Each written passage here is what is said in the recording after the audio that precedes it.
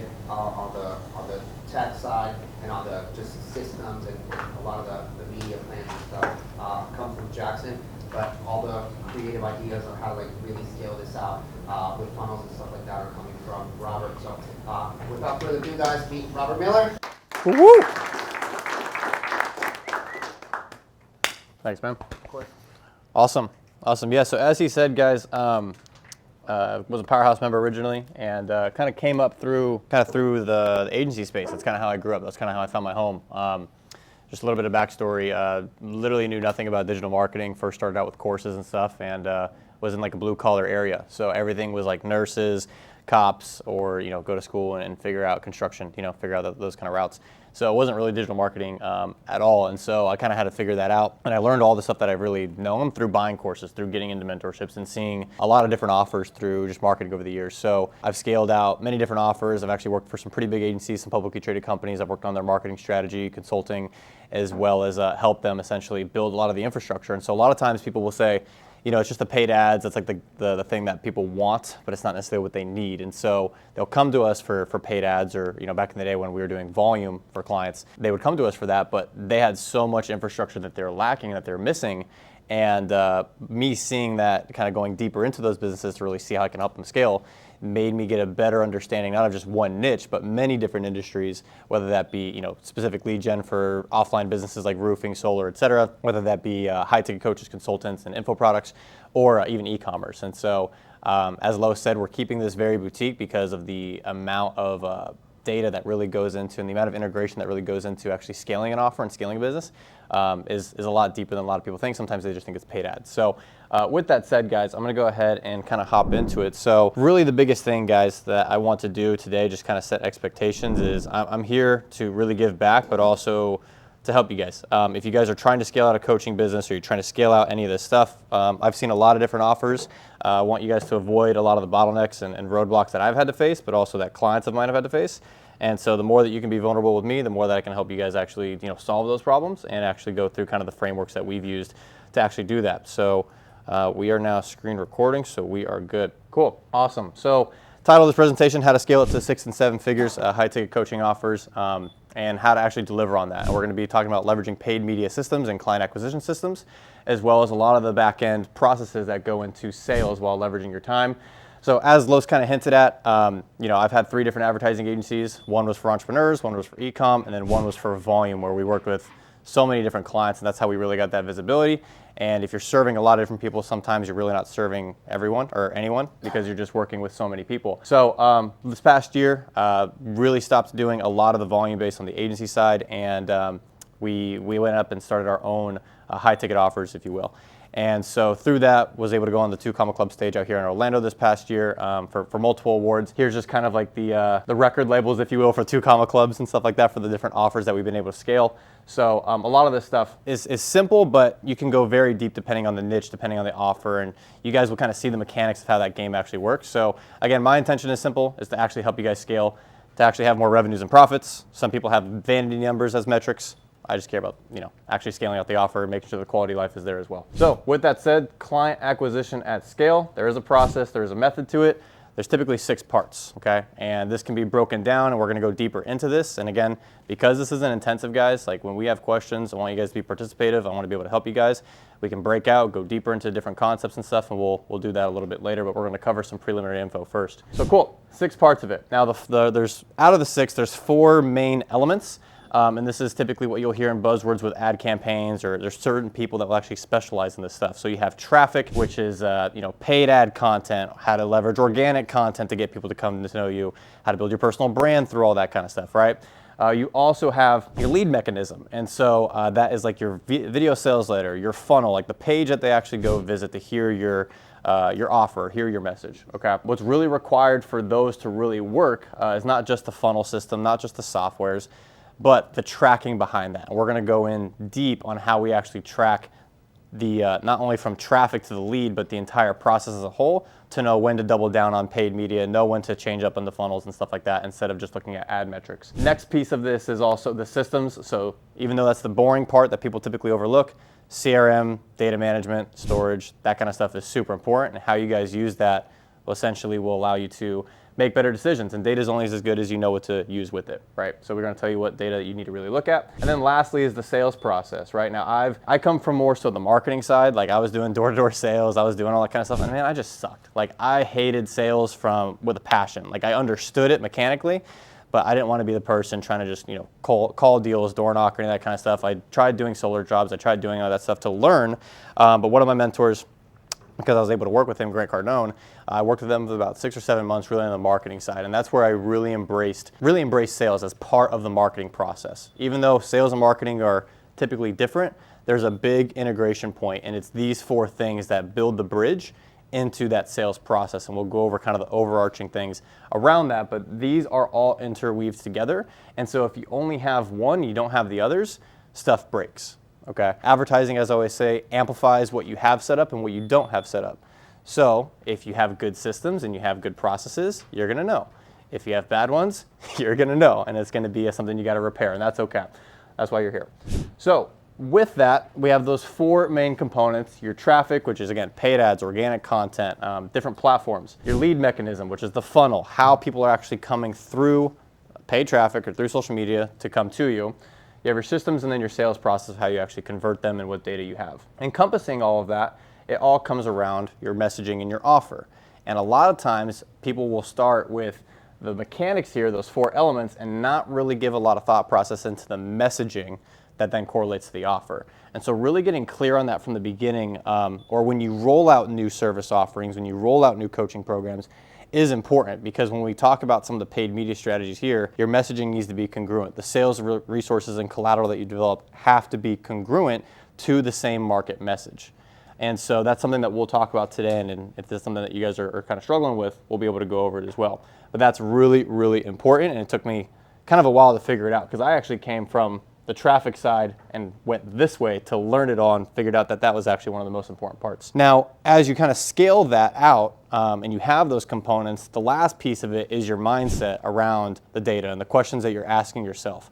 So if you didn't have the systems in place, then you're not able to ask yourself the right questions, and then it becomes a little bit more of an emotional decision. And so your mindset when you're looking at the data, how to read the data, but then also the right questions to ask yourself to put you in the right state to properly roll out and expand a different service offering or deliver for your clients is super, super important. And so there's a mindset that you go into when you first start out, and then there's a mindset that after you've scaled, you then start to have, because you understand kind of the dynamics of how all this works, and it really then becomes a game. And there's a lot of assumptions that can be built into that. And so really, really key that we aren't making the wrong assumptions, right? So just because this is a bit of a more intimate setting, I want to make sure that I get to know you guys a little bit more, kind of based off of those 6 frameworks and 6 categories, if you will. I want to go one by one and see where I can help best tailor the presentation, best help you guys. So if we want to start over here, what would you say from those 6 processes or categories that would be the biggest value for you if you got to learn a little bit more, go deeper, and solve some problems today? Messaging. Offer. Messaging and offer, okay. Systems, okay. Probably a little bit of all of it, to be honest. Okay, no problem, no problem. And by the way, I want to hear you guys' names too. My bad. So I want to. David. Okay, cool. I know you, Malvi, and I know you, so we're good. But I want to get to know some faces I don't know yet. Systems boss. Systems. Okay, gotcha. My name's Ahmed. We're together on this. But, All 3. I would actually say probably messaging and offer more so. Messaging and offer. Okay, good to meet you guys. My name's Deep. Systems and same messaging and offer. Okay, systems, messaging and offer. And then y'all?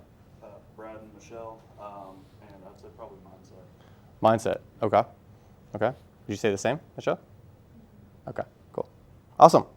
Thank you for the participation a little bit. So not so much on the traffic side, which is cool. Just to kind of recap, more so messaging and offer, systems. And we'll cover, again, all of this, but I'll put a little bit more of an emphasis on those. And if you guys do have questions, guys, just let me know, and we'll be able to dive deeper.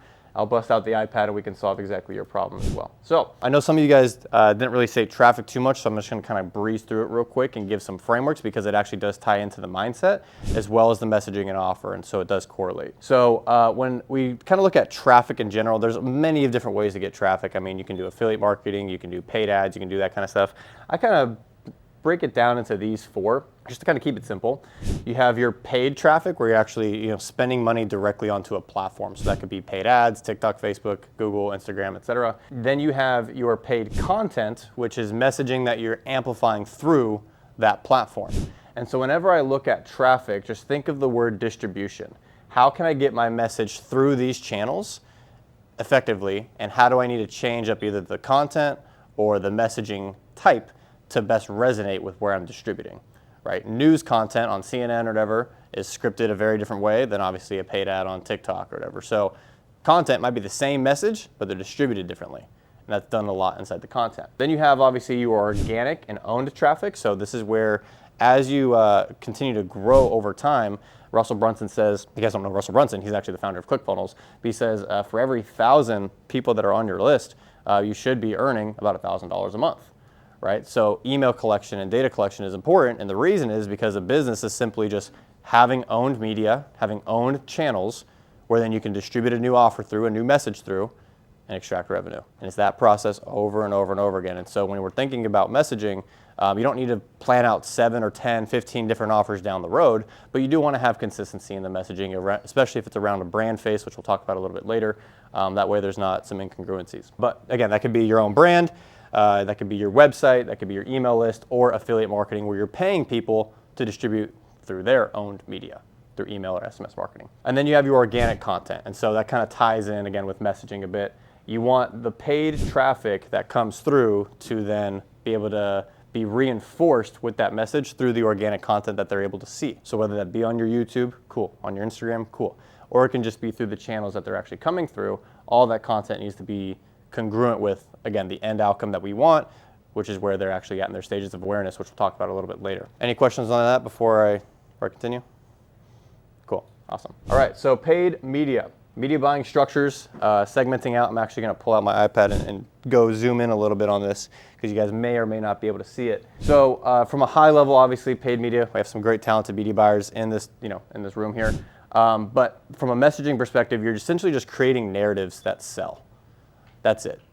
And it's a big undertaking to do that, but it's the narrative that they're buying into. So you're a storyteller. Right? And so the stages of awareness that they have with you, with your business, with the offer, with the industry, you have to think of how to meet them where they're at in that cycle. So that's talking to people that are in market, that are very aware of the offering that you guys have and you're just a competitor, or someone that's completely brand new, has no idea, for example, we sell a lot of high ticket Amazon services, has no idea that you can even sell on Amazon. Like that's a very, very different narrative that we have to bring them through in education and resources, et cetera, in order to actually bridge that gap with where they're at. So again, you're creating narratives that sell along the awareness pyramid, okay? Now, content is way more important than targeting, especially with platforms how they've changed recently. Facebook has actually stripped away a lot of that stuff to actually just be more broad targeting, and TikTok started to add a lot of stuff, but still the best scaling strategy is really just going with broad targeting and letting the pixel, after a period of time, just do that work for you. It's good to know those tactics of obviously doing different interest targeting and things like that, because when it comes down to the messaging, you can then go wider, and I'll show you guys a doc that I just covered with my marketing team over at Automated Retail Commerce of how we're actually attacking different markets now, different sectors and different buying intents, just based off of the content and the messaging alone, and how we're going wider, because we do have a really good broad message there. So really the strategies around paid media, as it comes into content and team exposure, just into content. Brand face is super, it's not key, but it is important, especially if you guys are trying to build your personal brands alongside things. I mean, you guys got a trifecta, right? So if you, let's say, what's your offer, by the way? We have a few different ones, but right now one of the ones that we're focusing on is like a creative agency package for short form video for D2C brands. Okay, cool. So let's say you're the brand face or whatever, your stuff, you'd be like the content expert, if you will.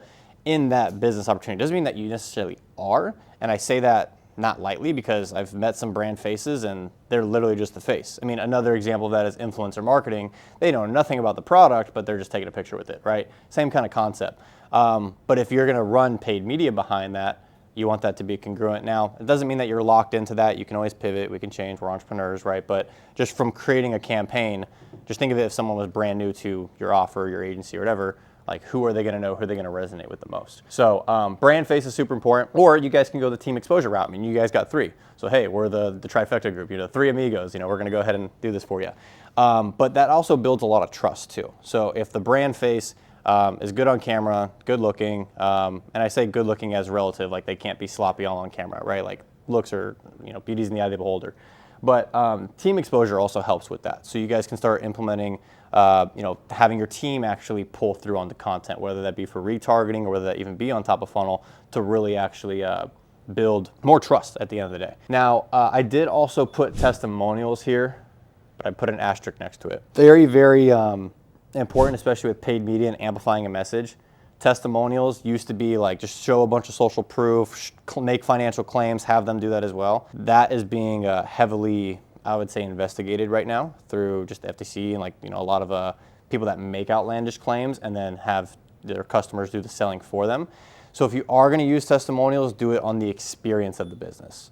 Like, this was Malby. It was an awesome experience working with him. He was super fast. He was this, that. We were able to achieve our business goals. Boom. Something that's not making a huge claim around, financials or anything like that. Just be very cautious with it. But definitely, if you have testimonials, you shouldn't be ashamed to share them just through paid media. Don't amplify a message if they're making some crazy claims, and you get it. So, social media influencers and user-generated content, those are also 2 things that we've really started to tap into recently. A lot heavier than we used to. We used to just use UGC for e-commerce, which I'll kind of show the frameworks that we use on that side. But the UGC components, when you go broad messaging, still work really, really well. And so the variables then for UGC, once you have a message that's resonating, is literally just a demographic. Younger, kid that's African, older guy that's Asian, middle-aged guy that's white. Then you start playing with what's actually resonating and actually coming through just from a demographic perspective.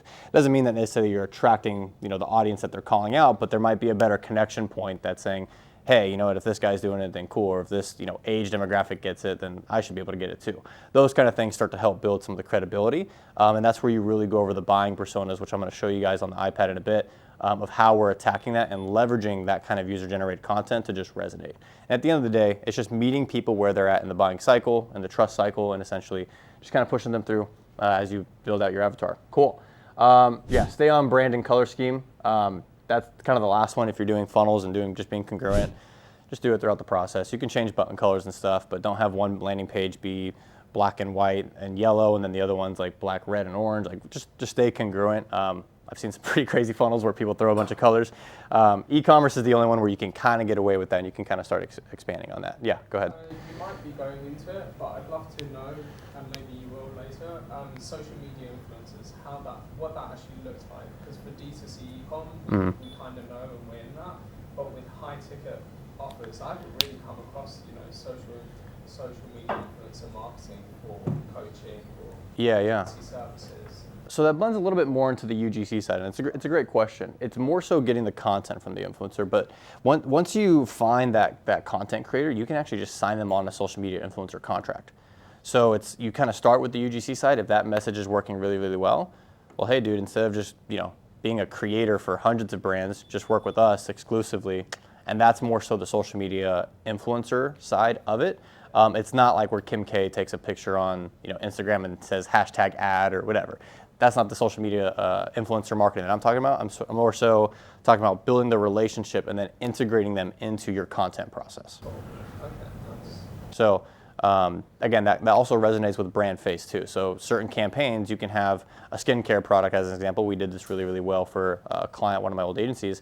It was an African-American owned brand, and so we actually had 4 different content creators that were African that essentially hit different pain points, and then we expanded into more so of Caucasian, right? And then we expanded a little bit more into Asian as well. And so you can do that and have exclusive contracts with those creators, so that way it's consistent and it's not just one person, but now it's leveraged down. Typically in the beginning, by the way, you guys may have to lean on sole brand face for a bit. But once you get past like that multiple 7-figure mark, I've started to notice it. Even now, like my ads, they still really work just with my face and stuff because I've built a lot of trust in the market. But you can start introducing UGC and this kind of stuff, the creators, alongside brand face. So if you're wanting to get out of content creation, stuff like that down the road, you can just know that those faces have to be warmed up just as much as yours were too. Now, if you know all this and you start out from the get and you just bring them uncle, then cool, it's a new campaign, it's a new exposure, people won't recognize it. But if you're trying to pivot after doing, like Russell Brunson can't pivot fully off of his face, right? But he can bring in other people to share that authority and share that power too, right? So does that answer your question? Okay, cool. Cool. All right, so let me plug in the iPad here. But you guys want me to cover this little graphic here? It's kind of like, it's a little actually tailored towards e-com. I think you guys would actually like it, but same applies for coaching and consulting. All right, cool. This is awesome. All right. So this kind of comes down to, we'll talk about messaging a little bit later, but this is how to amplify the messaging towards that building of trust of brand face. And this works in e-com. This also works in the high-ticket coaching space. Essentially, you have your first main message that you're trying to get out. A lot of times, or it used to be a little bit more, you needed a lot more professional content to actually do that. You can just do this now with a selfie and an iPhone and get the TikTok edits. I mean, you guys know, you guys can create the format to be looking clean, but not necessarily being high production. But this is kind of what happens behind the scenes for big e-commerce companies. So a really easy prospecting campaign, whether that be through TikTok or whether that be through Facebook ads. This is all social, by the way. You have your interest stacks of obviously what you're going after. So if the customer is interested in cosmetics and stuff and you're selling makeup, cool, that's one interest stacks. The next one, if you're like a cruelty-free brand, would be Whole Foods and those kind of interests of people to pull in that pocket. And then you have lookalikes of hard data. So that's like the lists that you have, email, SMS, and then the platform lookalikes of engagement as well as the site traffic, add to carts, all the pixel events that are essentially firing. So those are what I would pull lookalikes from, and those are just simple interests to look like. You can go broad as well, but each one of these squares here, I put 4 creatives in an ad set, and typically it's a brand top of funnel message. So if it's a new offer, for example, for a coach consultant, this is similar to what Hermosi talks about in $100 million offers. Make your hook, make your claim, make your call to action, right? So if it's coaching, for example, and you're teaching them how to, let's say you're working in the restaurant niche, because I saw this ad the other day, I thought it was pretty good, and you're gonna guarantee an amount of customers that are delivered to that restaurant or they'll work for free until you do. That's the offer. Right, so hook, hey restaurant owners, blah, blah, blah. What if I can grow your customer base by 500 customers in the next 90 days, or you don't pay, or whatever the hook is. That is your main message, cool. Make that creative one of the main ones you're distributing capital through, or money through. That's the first one. The other ones that we have alongside are gonna be user-generated content saying the exact same thing, but with that first message. So now they're hearing it from multiple faces and you're testing to figure out which one's actually gonna resonate. Even though you're a good looking guy, you may not resonate with the business owners you're going after, right? Now you're pretty broad, so I think it would, but some industries, they just favor different faces, right? It just kind of is what it is. Now inside of that, if it's e-commerce, because I didn't know exactly who would be here fully, you can also put demonstrations of your product as well. So like, hey, I just bought this kit. This is what it actually looks like when it comes to me. This is what it looks like when I put beard oil on my face, like that kind of stuff to really build that trust and that narrative through. But you can do the same thing with a coaching offer. So on a coaching offer, it could be, hey, look, this is what happened. I had a great call with Jasmine. She's my dedicated client success rep, and boom, boom, boom. It's a little bit more of a testimonial, or it could even be the brand face saying, as soon as you decide to get started with us, this is exactly what we do. We implement this, and show transparency of what the next steps really look like. That way that they're actually a little bit more inclined to not ask so many questions on the sales call, which we'll talk about. You're handling a lot of the objections on the front end, right? And this just gets reinforced through the process. So then social proof, same thing. User-generated content kind of does that. So you don't necessarily need to worry too much about that. Now, copy iterations, TikTok, you really don't need copy. It's one unique thing about the platform.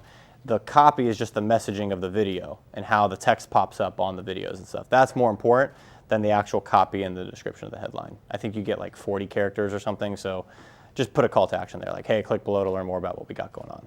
Or a little cool headline, nothing too crazy. So I like to launch between ABO and CBO. If you're not a media buyer, that just means campaign budget optimization, ad budget optimization. CBO is let the platform figure out what's gonna work and allocate budget.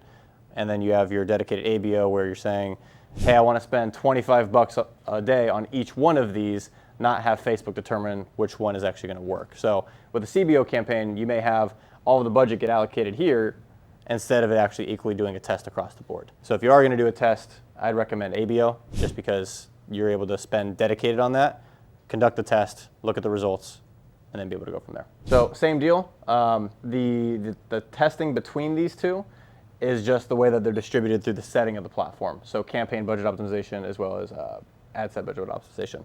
But same exact stack, same exact creatives. Cool, so that's all top of funnel. That's people that aren't aware of who you are, never heard your offer, never seen your face, aren't even aware of what you guys got going on. Maybe it's a new offer, or maybe you've been around for a while and you're introducing a new message for the same thing.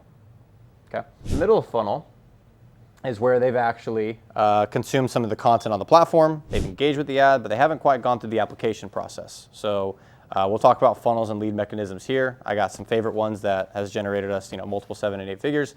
And so this side is mainly on the content and the engagement in the platform. Bottom of funnel, at least how I categorize it, is that they've interacted with our sales process. So in e-commerce, if they've done add to cart, initiate checkout, whatever the case is, that to me is considered bottom of funnel. But if they've just visited our website, that would still just be middle of funnel because they haven't actually made any micro commitment along the way. They're still in that stage of awareness. So during that stage, UGC is a really, really good one to use, especially for e-commerce unboxing. That kind of just shows, again, a little bit more trust about what they get. But then testimonials, and again, the offer reiterated a different way, saying, hey, I saw that you've been checking us out for a little bit and you haven't actually booked a call with our team. Here's what we got going on. Reiterate the offer, and then you go from there. You just meet them where they're at in the stage. Copy variations, not too much on TikTok again, as I mentioned, but Facebook copy, you can actually call it out in the headline and in the description copy or the body copy. So you can, so one of my favorite ones was, did I say something, or you left me like the first date, or you left me like my prom date.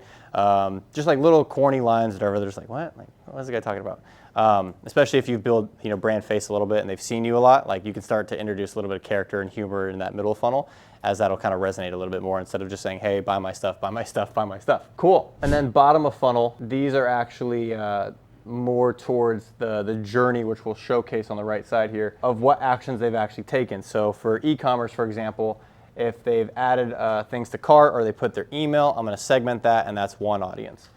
Same thing for other journeys based off of where they're in the application process, which we'll talk about in a sec.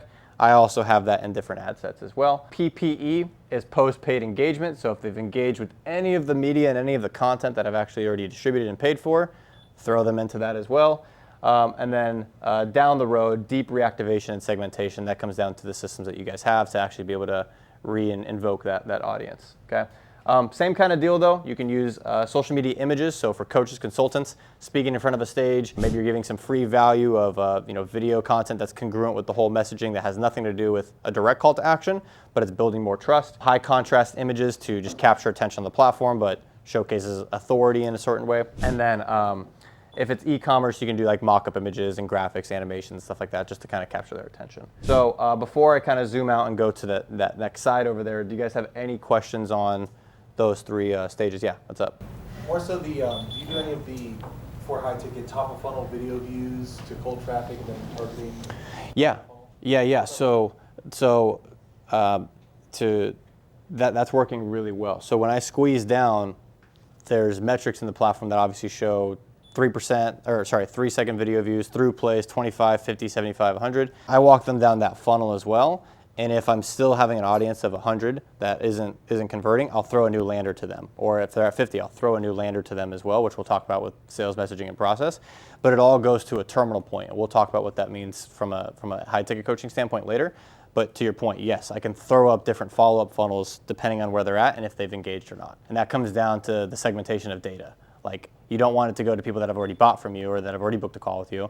That's a different process. That's a different segmentation that supplements the sales process, so the media that you produce for that is different. Was that answering your question? And then one quick follow-up on that. Yeah. Do you purposely build out content so you have different buckets around it, where let's say if you're advertising to someone that has a business, you have videos that are all about how your sales page should look and everything, and those, you have multiple videos that are just about sales pages, then multiple videos that are just about emails, and then run ads specifically to those content buckets that are congruent with what the videos we're talking about? So that's a really good question, and just to kind of amplify that a little bit, do you create videos that are segmenting each part of your offer that maybe a client doesn't understand or maybe they just want more information on? The answer is yes, but I'm not going to run as much top of funnel traffic or even bottom of funnel traffic to that. That's actually on the sales resources side, because I want them incubated in communication with someone when they have specific questions about a certain process, and there is collateral built for that. But when it comes to more so top of funnel or even bottom of funnel retargeting, I want to handle the trust objection, I want to handle the time objection, the value, or even the product objection. And those are the 4 objections in sales. If you guys study, most sales material, Grant Cardone's, Neil Rackman's, any of that stuff, those are the 4 objections in a sales process that you're typically going to get. So if it's a coaching offer and you're working with trying to help someone transform their business, instead of the tactics, most of the time you have to combat mindset and their scarcity around money. So I would showcase or try and create content around those objections that I can still amplify there, and then have things that are tactical about, hey, how we're going to do it for the back end. Because the more tactics that you give out on front end and media, it's all transparent in the ad library. And if they watch it, cool. There's no communication, there's no commitment. So you want to tie that into the appointment setting process and into the follow-up process with the sales rep. Or if it's yourself, then it's you.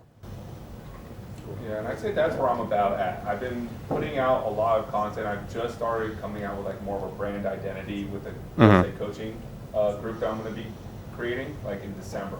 So putting on like a lot of podcasts, being able to just put in a lot of just like a media company, just cutting it up, repurposing it through a lot of organic. Yeah. But like now I'm like, okay, it's now time to go probably into more of the paid segments, and that's where obviously I said a little bit of everything, because like I said, all I've been just doing is putting out something like every single day. Yeah. But it's not leading to now conversion. So now I'm trying to see, well, now what part of that hook story or offer am I messing up on? Yeah, for sure. But you know what's great about what you've already done? That actually makes your sales process a lot easier, because you already have made those investments into organic content for building authority, but then you also integrate that into the sales process. And you can even throw that into some of the top of funnel for brand, but the main thing is direct response. So we'll go over the 3 types of marketing, and I'll kind of highlight it now since we're bringing it up. There's brand, there's performance, and direct response. Brand is kind of what you're doing with organic marketing. There's no direct call to action. Maybe it's a click for the subscribe, but that's about it, right? The next one is performance, where you have a blend between that and direct response. And direct response, very, very common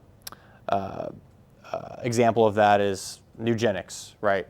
Hey, do you have low T? Like, they just call it out right there. It's like, you got this problem? We can solve it. Here's how we do it, hey, you have this problem? Well, look at this guy. He's 90 years old and he has 50 women, or whatever the freaking thing is, you know what I mean? Like, they make some pretty crazy claims, but that's super direct response-y. You have the blend between your brand and that, and then you have full brand, which it sounds like you've been doing. So we'll go into how to integrate that. That's going to be really, really cool. So good question. Any other questions, by the way, before I go into the site side? Yeah. Yeah, the thing you mentioned about changing the lander was super interesting, because we've tried the video view thing in ecom a lot, and retargeting, it's not worked for us yet. Yeah. You mentioned changing the lander worked for high ticket coaching. Yeah. Has it worked for you in ecom as well, where it's really not worked at first for retargeting the video views? You've changed the landing page for ecom products, and then it's worked as a tactic? Yeah. It does work, but the thing with ecom is you're not combating, or what you're combating is not necessarily that the conversion page doesn't work or whatever. They've already seen the messaging on that page, or if they've clicked, if you're tracking, doing retargeting. It's mostly trust. So the different stages that you can move them through on trust, you may not have to hit them with the same product page or the home page of the website. You probably have to build an advertorial, different sales argument. And so it's similar to ecom, and I think ecom probably has this more than coaching and consulting. You have a wide variety of things that you actually have to overcome. Whereas if you're on a sales call, I'm able to talk to someone.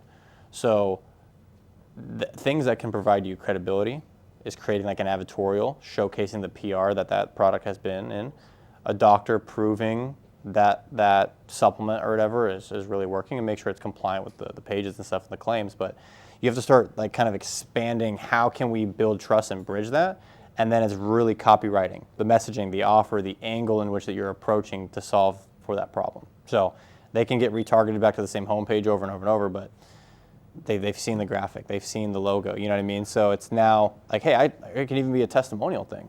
It can be like a advertorial page saying, let's say it's this, let's say it's a supplement, because that's a little bit easier. I tried this maca root thing, and here were my results with the maca root, blah, blah, blah, blah, blah. It's been going crazy all over online, and you put this in your copy. It's been going crazy online, yada, yada, yada. I didn't believe it at first. I got hit with the same ads. I got hit with this landing page. Put your screenshot of the landing page in there. And I didn't believe it, but you know what? I went ahead and tried it, and here's what I had. Boom, boom, boom, boom, boom, boom, boom. I had some benefits here. I had whatever the case is. But now you're illustrating that story of how someone experienced your product. Make it ethical. Don't just throw up a bunch of stuff. But that's an example of pulling someone into that state. So, good question. Good question. Okay. I think we're good here. So I'll stop hiking around it. All right. So that's actually figure out how to do this in reverse. Alrighty. So same kind of deal. You're talking about e-com. Is the same deal when it comes to funnels, right? The home page is typically that main VSL lander that you're driving traffic to. Has your video, has your headlines, and we'll go over some of the lead mechanisms here shortly. But with the main traffic that you're driving, it's all going to that one page, and it's going to come to a terminal point, which we'll talk about more so on the funnels and system side. But everything else, kind of what he was talking about, you can retarget and create your angles in your UGC around that advertorial, or you can do that around a different landing page, bundling of a SKU, one-time offers, all that kind of stuff. Really heavily used in e-com, but you can use the same principles for coaching. So you talked about it a little bit when it came to like tactics. We're gonna kind of segment tactics from that trust by using this kind of system. It's all trust driven around the overarching objectives or objections, that you get in your sales call.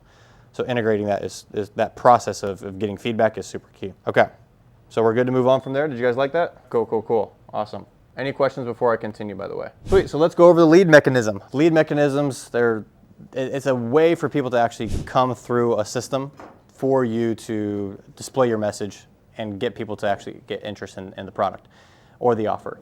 So I've kind of categorized them, and it's not like I'm not the guy that invented this, but this is how I've kind of seen them play out into 3 different categories. And a lot of you guys are doing coaching, consulting, you're launching different offers and stuff. And so there's 2 main points that we're going to highlight throughout the lead mechanism, or 3 main points. One is choosing which one is best for you, and then how we're actually going to go over the structure, the process, the offer type, and then tracking and how to actually analyze that data back and forth. Okay, cool. So here are the scenarios from paid media. Now that we kind of understand and have gone through messaging and how to squeeze people down into a lead mechanism or a sales mechanism, or lead mechanism for coaching, sales mechanism for e-commerce. Low ticket. So low ticket, I always kind of categorize into 2 buckets, the 0 to 497 and then the 1K to 2Ks. Because there is a separation, there's a difference because people like to run webinars and all that kind of stuff. But then there's also like the PDF templates, the SOPs. I think we were talking about that earlier, where you can buy it for like 40, 60 bucks and kind of go through that. So the way that people actually kind of sell this stuff, whether that be through low ticket or webinars, they're doing it at mass scale because they have a proven offer and they have fantastic copywriting skills, because the offer is so great and they're able to convince and persuade that actually is solving those problems that they have. Now, the behind the scenes of even webinars and these low ticket funnels is a whole sales team and a whole sales process. So it's just a way for them to have someone pay them to become a customer. So I might buy, or I may for that $60 SOP we were talking about, it may cost me 80 bucks to get that person to buy a $60 product. So I'm in the red. But then I have a whole sales team ascending people up through it. And so if I'm willing to lose money in that example, then I'm betting on my back end team. And so the systems and the sales process have to be dialed in. So it's easy to go scrape someone's funnel and say, oh, this is working, they're spending a lot of money behind it. Cool, let's rip it ethically, right? But there's a whole back end, it's like that whole iceberg thing where you have everything beneath it. That's why that they're able to do it. And so I learned that the hard way. Now, if you do the 1 to 2K deal, same thing. You got to have great copywriting skills and be great on a webinar. If you suck on a webinar, I mean, you suck. Like, don't do the webinar. I like VSLs and stuff because sometimes webinars, they have to be perfectly said. The tonality has to be perfect. The edits have to be perfect. The jump cuts have to be perfect. And it's an undertaking. You can do it. Totally fine. I've just found it to be not only faster and simpler to do VSLs, but I can also iterate a lot faster. And I'm not having to either re-record or reshoot. And I want to just optimize time and have my sales guys actually work on that. So there are some people that are doing fantastic things with webinars, and they do it on an auto replay basis and all that kind of stuff. They have their place. They're great.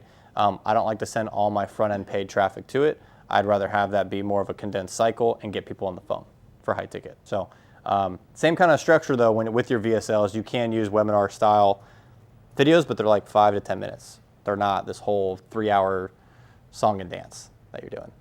Okay, cool. Now, if you are doing these for brand faces or a closer, if you're doing the low ticket stuff, it's either going to be one of two things. It's going to be off of a brand face, like Robert Miller's Secret whatever, and he's like, and you put the positioning that I'm this guru or whatever, or you just do it as a company offering.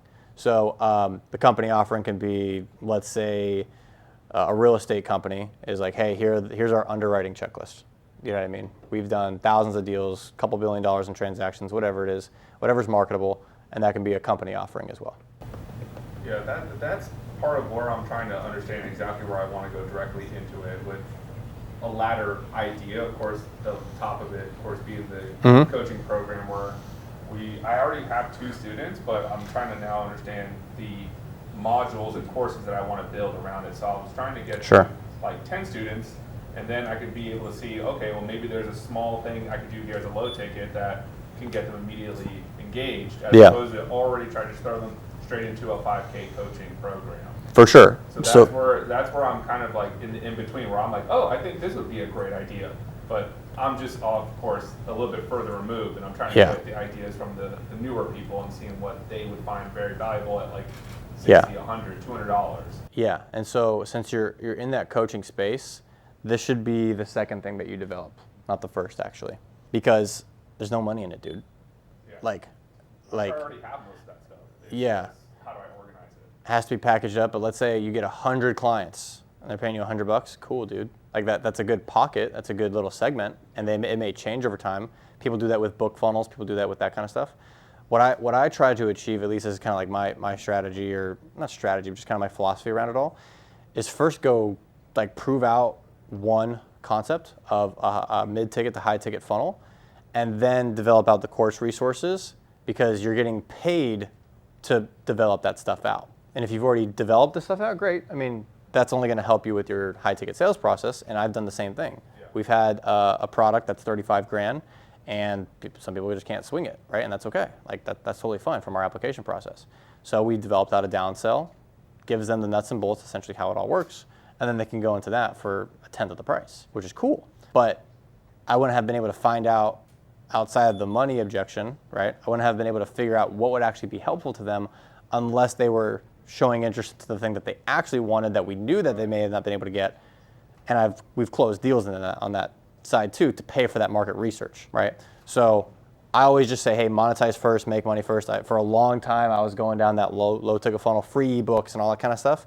And it wasn't that I didn't know how to do it, or I wasn't a good marketer or anything. It was just like, I wasn't eating. You know what I mean? Like there's a when you do that mid ticket to high ticket stuff, you're like, oh, once you crack it, it's like, oh, yeah, I can develop out the low ticket stuff too. That'll just supplement everything else. But this is the main thing I got to focus on, you know? And then once that reaches capacity, which we could talk about too, then you kind of ascend into the third one, which is either a done for you massive thing, or it's a mastermind, or it's something that's in that higher range because you're getting so much demand. But it's great that you've been putting out a bunch of recontent, so you already have those resources, it sounds like, to build trust to get there faster. So again, this is where I have most people start, is saying, hey, let's do a done for you or a done with you that just is super, super sweet, where we can actually deliver. So there's 2 ways to generate it from a structure perspective. There's opt-in, VSL, application, the calendar page, and a thank you page, so 5 steps. Or 4, which is the VSL, video sales letter. That's just essentially your market message on like a 4 to 10 minute video. Your application, calendar, and thank you page. Now your systems will determine how complex you can actually make this, even though it's 4 steps. Like you can get pretty deep with segmentations, UTMs, and tracking and other parameters. But the mid-ticket program is typically between 2 to 10K. And the reason is because we were talking about it earlier about being so heavily involved in product, or being so obsessed with being a coach or a consultant. You love the craft. You're still having to look at the numbers of your cost per acquisition, your cost of your fulfillment, and all that stuff. So if you're going to scale that kind of stuff out, pricing is determined by how much it costs to actually fulfill. So a good rule of thumb, and why I always kind of start here, is your time may not be worth anything now because you haven't proven out that offer yet, but your time becomes more and more valuable as you start scaling out that offer. You got to hire more team members, and then it becomes, snap, I got other people that are doing things for me. So now my focus is top line and revenue. A good rule of thumb in general is that 20% of the revenue that you're collecting should be for the cost of the product and the fulfillment of the product. So if I'm charging 10K, it shouldn't cost me more than 2K to actually deliver on that. Whether that be over 90 days, it's going to be probably a cost, a blended cost, because you may bring on coaches and stuff, which we can talk about a little bit later. I know you got your hand up, so I don't want to keep you waiting. But that's just a metric that we look at, because then we're paying for the customers to come in through ads. So if it's 15 or 20% for cost per acquisition, $1,000 to earn 10,000, right? That's $1 in, 10 out, 10 ROAS. That's 10% to marketing. If it's 2K to get 10K, cool. That means it's 20%. So if you're 20% there, you're 20% on your fulfillment, and everything else in between, you get to work on and making more efficient, as well as collect the profit. From your experiences, when you get to the point to where, you know, if you're booked up, that means that your prices aren't high enough. From your experience, would you be going up on your price or scaling up your team? Good question. So go up on price or scale up your team if you're getting demand. Depends on, I would say, 3 factors. One is the demand, the ideal customer that you want. We've had people that we've scaled that we later found out were optimizing for the easiest sale, not the best client. So maybe they had the money, but they weren't committed on the coaching program. So they had refund requests, or they had whatever, more client fires. So that's one deal. You got to evaluate, are we getting the right type of lead, not just from the financial application or whatever the case is, but the actual right kind of person. So that's the first thing that you kind of want to scrape for. The second thing is then you can increase price. If that's checked off, increase price. And then you go to grow your team, but keep that 20% metric in mind. There's going to be points when you squeeze up in revenue. I have a video that I made actually in this office not too long ago. It's there's typically about 4 different stages to growing a coaching or an e-com brand. It's really just for any business. There's the 0 to 30K per month, where you're kind of just starting out, you're bootstrapping. Maybe you have a VA, maybe you don't, but it's mainly just you, right? When you get to that 30K, that typically means you have about 10 to 15, maybe 20 clients. You're kind of pushing the higher time.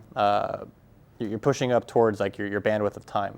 And if you have a family and kids, I mean, you're definitely maxed out.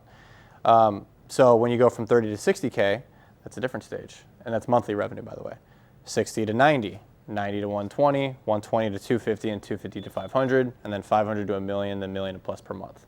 Those are kind of the stages that you grow through. And so when you're expanding your team, to your point, let's say that you get to 30K and you're at capacity of time, whatever the case is, and you know and you're choosing that, hey, I want to go make 60K, and you make that decision, you're going to increase your ad spend, and then you're going to bring up those team members in there to help you reach that 60K. Now, when you go from 0 to 30, then 30 to 60, your tightest point is going to be that 30 to 35 to 40K. That's going to be probably the most stressful, and then you kind of reach a sweet spot in the middle of that range, and then you get closer to capacity, and it just continues to expand that way. Every service offering is a little bit different, and again, during that 0 to 30, you may bring on 2 VAs, you may suck at onboarding them or whatever, and then you got to go find new VAs, and you may be stuck there for a little bit. Then you do the same thing at 30 to 60 and until you actually build that team. But to that point of building a team, I've gone mass hire. One of my first agencies, we had over 26 people, and we didn't have the revenue to support it at all. We just thought that, hey, we needed to hire because we're bringing on so many clients. And the differential on that was we were bringing on clients at 3K a month, 10K a month, and in between. Some brands were at multiple 7 figures already, and some were just starting out. And when you don't segment, again, the proper buyer, you don't necessarily have the solutions for what they may need. It's a multi-million-dollar business, not the same as a bootstrapped company, right? So choosing your team properly and knowing like what clients are serving with it, because as you guys get more, they'll either be in the same exact vertical or they're going to start spreading out a little bit. So how you productize that and help them achieve their desired result through what you promise in the program is going to be key. So try and stay around that 20% metric for what the team should cost to fulfill it. In the beginning, it's going to be all skewed anyways because you're building a team. But one of my mentors, Brandon Dawson, if you guys don't know, he exited a company for 77x EBITDA. So he was paid 77 times the amount of profit that company generated in a payment, got equity in this multi-billion-dollar company and helped grow that company because of it, because of the processes and everything that he actually had developed. So really, really cool guy if you guys go check him out. But he said that he has an algorithm and a financial formula around how we essentially kind of look at businesses, and it makes sense. The salary that you pay your team members, let's say you're working with a lot of VAs, it's going to kind of skew the number. But $80K as a base salary needs to at least produce $250K in annual revenue.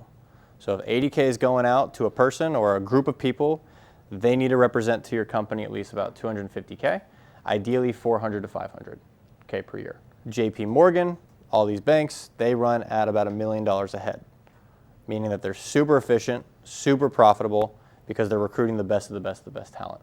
And they have infinite money because they're a bank, but that's a different conversation. So they can always bail themselves out if they need to. But the top corporations and companies, they'll look at their top line revenue for the year, and let's say you're at 60K, or let's say 60K a month. That's 720 grand per year. You plus maybe 1 or 2 team members can swing that. Or if it's like 3 VAs or whatever the case is, or 6 VAs, whatever, cool. It's just aggregating up to 80K in cost. Does that make sense? I know I kind of ran through that a little bit quick. Cool. Awesome. So good question. Minimum, a 3x multiplier, ideal 4 or 5x. Yeah. And it's based off that 80K base. So if you had 50 VAs or whatever the case is, and it made up 80K, I mean, I don't know why you would need 50 really, Right. but especially if you're starting out. But yeah, that's the number. So that could be one person, right? One US-based person, or it could be 3, 7, 10, whatever.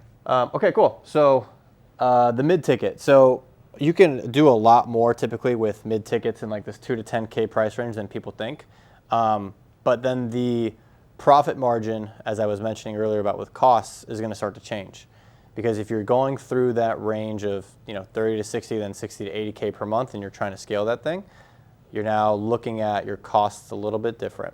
So we first started, let's say, hey, we have a 10K price point. 10K, let's say 10% goes to cost per acquisition. So you paid $1,000 to get the customer. You're left with 9. Minus $2 grand for fulfillment costs, now you're left with 7. Now you got to pay commission costs, right? That might be 10% or 15% depending on the offer. So now you're down to about 5,500 to 6K. What you do with that 5,500 determines whether you can continue to grow, or if you're just trying to siphon off that cash to yourself. Either way, it's not my decision, or not my prerogative to tell you what to do with your money and what to do with your business. Just always make sure that you have taxes taken care of, like set it aside or play the tax game if you guys know it. And if you're trying to build something towards what he was saying, like building a team and all that kind of stuff, you want to get to at least 3 to 6 months cash reserve first before you start expanding. I mean, if you can bring someone on and say, hey, just here's the vision. Are you willing to go in with me? Maybe you 3 are kind of in that situation. Hey, we're brothers or whatever. Hey, let's just freaking make this thing happen. Cool. That's really fine. But when you get into actual hiring, have that cash cushion. You can only go so far on willpower. Things have to be paid. So cool. So on that 10K deal, that 5,500 out of that, I would take the profit margin that you're trying to set for that offer. I would set it aside as a cost. So if it's 20%, cool. Set it aside as a cost. 30%, set it aside as a cost. Put 10% for that cash reserve balance, or try and get to that 3 to 6 month cash reserve basis as soon as possible, especially bootstrapping the new offer. And then the remaining $1,000 to $2,000, do what you want. So on 60K, maybe you're making 7 to 15 grand per month, while having all those things checked off. But I'll tell you, as you grow to those levels, then you're going to pay for an accountant, you're going to pay for other VAs, other things are going to come up, and so you just want to kind of keep those percentages in line. Yeah. Does the range of the ticket vary between the D2C versus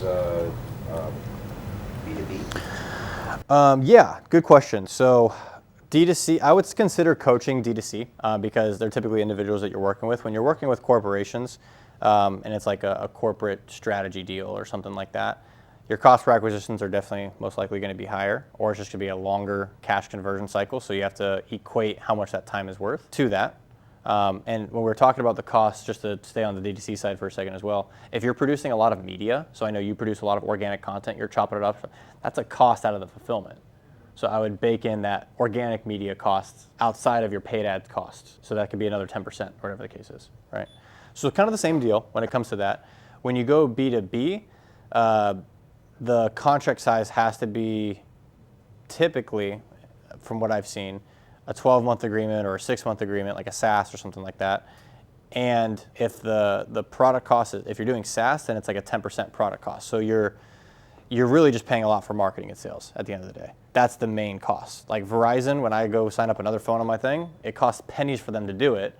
Everything else is because they have the overhead of marketing and infrastructure. So does that quite answer your question? Yeah. Okay, cool. Up there, ways to generate sales, it's opt-in, VSL, application.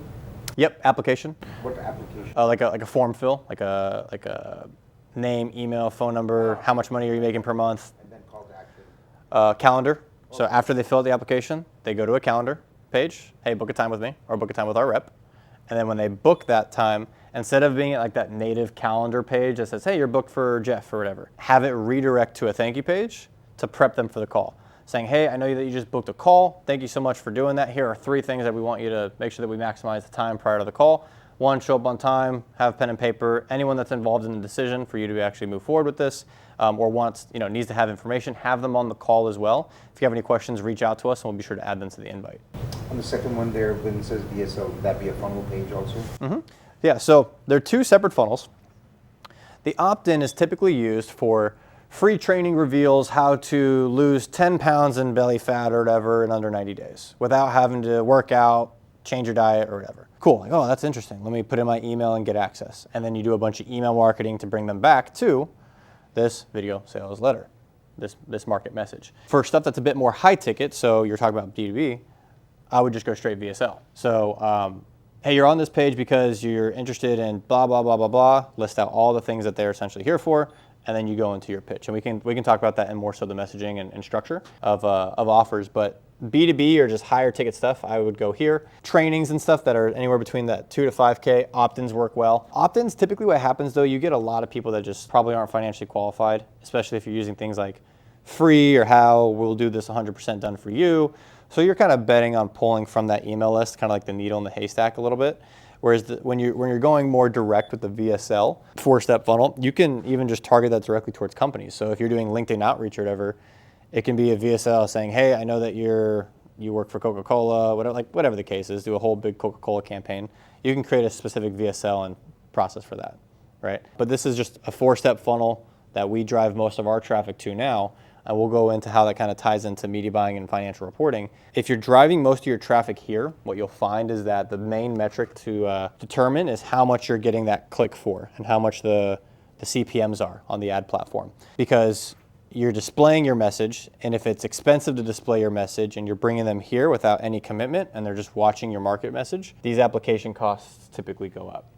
And so we shift a lot of our traffic from Facebook to TikTok for that very reason, because the CPMs were 7x less, 7 times less, 5 times less. So I'm able to get in front of, I'll show you guys the dashboard here and we'll cut it from the video, but 1.3 million people, for the same price that I would have had on Facebook, it would have been like 200,000 people. Big difference. So the opt-in works, you're paying for your cost per lead, you're trying to optimize it, but again, that comes down to having an appointment setter, being able to call that lead, see if it's something that's actually legit, bring them through the process, collect that information, or you go straight VSL. Both work. Now with your offer, we can talk about this a little bit more on the intensive side when we go deeper. We just got to choose one and run with it, because you're going to make iterations, you're going to make tweaks and enhancements, and you don't want data that you don't want to necessarily just abandon it too quick, because they both work. It's just what resources do you develop beneath the iceberg to make it work better. You had a question? Yeah, the question was just regarding the TikTok traffic. How's the quality compared to what you'd be paying on Facebook 7x more for? So, quick question. How many of you guys think that it's just kids on TikTok, 15 to 20? Well, I have a wife that's on it all the time, so I Is she 15? No, I'm just playing. Yeah. I love TikTok, so I'm 30. Yeah. So it's aged up tremendously. The age is now what I've kind of noticed. We get on calls with investors between 50 years old, 80 years old. Like, I've seen people on flights that are grandmas on TikTok, just like, it's aged up. It's Facebook 2015, 16. So you guys are in a good spot because it sounds like you edit that kind of content for it. And that's the biggest barrier to entry to most people even running ads on TikTok. They don't know how to get that content edited and then tie in market message and paid ads and all that kind of stuff, right? And I hate video editing. I mean, I love Christina. Let's give her a round of applause real quick. She freaking edits so many videos and stuff, and I've called her just to fix a microphone. Like, I suck at this stuff. Like, It literally started for us by doing it for our internal brands, and having to make that transition after iOS, seeing how massive of an impact it had. Yeah. At one point, I think with one of our brands, it ended up being around 80% of our ad spend being on TikTok, with 20% being on Facebook. Saw that power, and it's like, okay, there's definitely other people that need this, so, yeah. Yeah, 100%. Can work for high ticket too. This isn't our personal experience. I can't remember who it was I was talking to or which webinar it was. Someone was doing ads for a real estate investor, and he was doing 6 figures of revenue a month just off TikTok, profitable margins. And his leads that he was aiming for were people willing to spend or invest like 30K, you know, on deposits on houses. Yeah. So he was getting that quality lead from TikTok, enough to do 6 figures of revenue a month, profitable margins for the business. And to me, that was mind blowing. Like, yeah, I mean, it's real. I mean, we do that for one of our companies too. Like, it's literally 30, 50, 45, and 55K. And we get people to get started. Because if we just kind of take a bigger step back, every channel is there's just different content distribution. That's all it is. So they know the format of how to edit that content. And then it's underpriced because the platform's either trying to attract new users, and so an audience goes from Facebook to over here because it's more entertaining. So the people are still there. You know, it's just moving, and then as an advertiser, you find the arbitrage between where they're congregating. That's it. So, yeah. What's conversion like between, like, say, an audience of 100,000 on Instagram versus TikTok? Like, usually people can get TikTok audiences, followers so quickly and such, but, you know, Instagram is a lot more, how do you say, loyal, I guess, maybe? Yeah, yeah. So, like, if you have 100,000 Instagram followers, if you have an influencer with 100,000 influencer that wants, you say, $1,000 for doing a post, would that be equating to select maybe $250 on TikTok? So that's a good question, and in the context, it's influencer marketing. That what he's talking about on the brand loyalty kind of side. When it comes to organic content, I just spoke with actually a couple guys. They have hundreds of thousands of followers on TikTok, Instagram, YouTube. They haven't been able to figure out how to monetize. They're doing that short form interview style. Like, what's one thing that you've learned that's made you $1 billion? The street guys. Yeah, street guys. So you can gain audience. That's entertainment, right? It's what you do with that. And if you've always known as like the entertainment guy, then it's hard to bridge and become a business dude unless it's in that business sector, like a Ryan Panetta or like a Graham Stefan or whatever. He has like the ice cold brew whatever offer, or ice cold brew coffee hour or whatever. He first started just being like a real estate show guy, and then started to bridge it out. But it was always like in finance. So finance is like with business and finance are like the couple sectors that kind of make it easier. But to answer your question, if I'm going to evaluate it that way, and I'm just paying for a post, it's about the impressions that it gets. That's brand advertising. If you're trying to get versus impressions. Yeah, and if you're trying to get conversions from it, then it's the amount of unique clicks that they typically get with link in bio. So we've done influencer marketing through Instagram pages and stuff like that where we pay 30, 40 grand a post, goes to the link in bio, pay, whatever, but it's because the payout and the traffic that they were getting at that time, the payout of what we could have afforded for that to actually, go down the drain didn't matter because their audience size, if we were going to equate that, we'd have to invest into the media associated for new platforms, and quite frankly, at that time, we didn't figure out TikTok yet. Like we couldn't get the media infrastructure there, so we pay for the post, get the traffic, get it over there, and that was in the NFT sector. That was during like the whole craze, so everyone was talking about it. So we just had like digital real estate on platforms that were already posting about it anyways, and so people were congregating towards that. So I don't look at as influencer marketing as posts so much anymore. It still works, but it's just a sector. I would say that the bigger opportunity is running just direct response paid ads through TikTok for an offer, as long as it's compliant through the platform. So yeah, like you can't sell adult toys through TikTok. You know what I mean? That would not work. You got to figure out other ways to find traffic. So lead mechanisms again.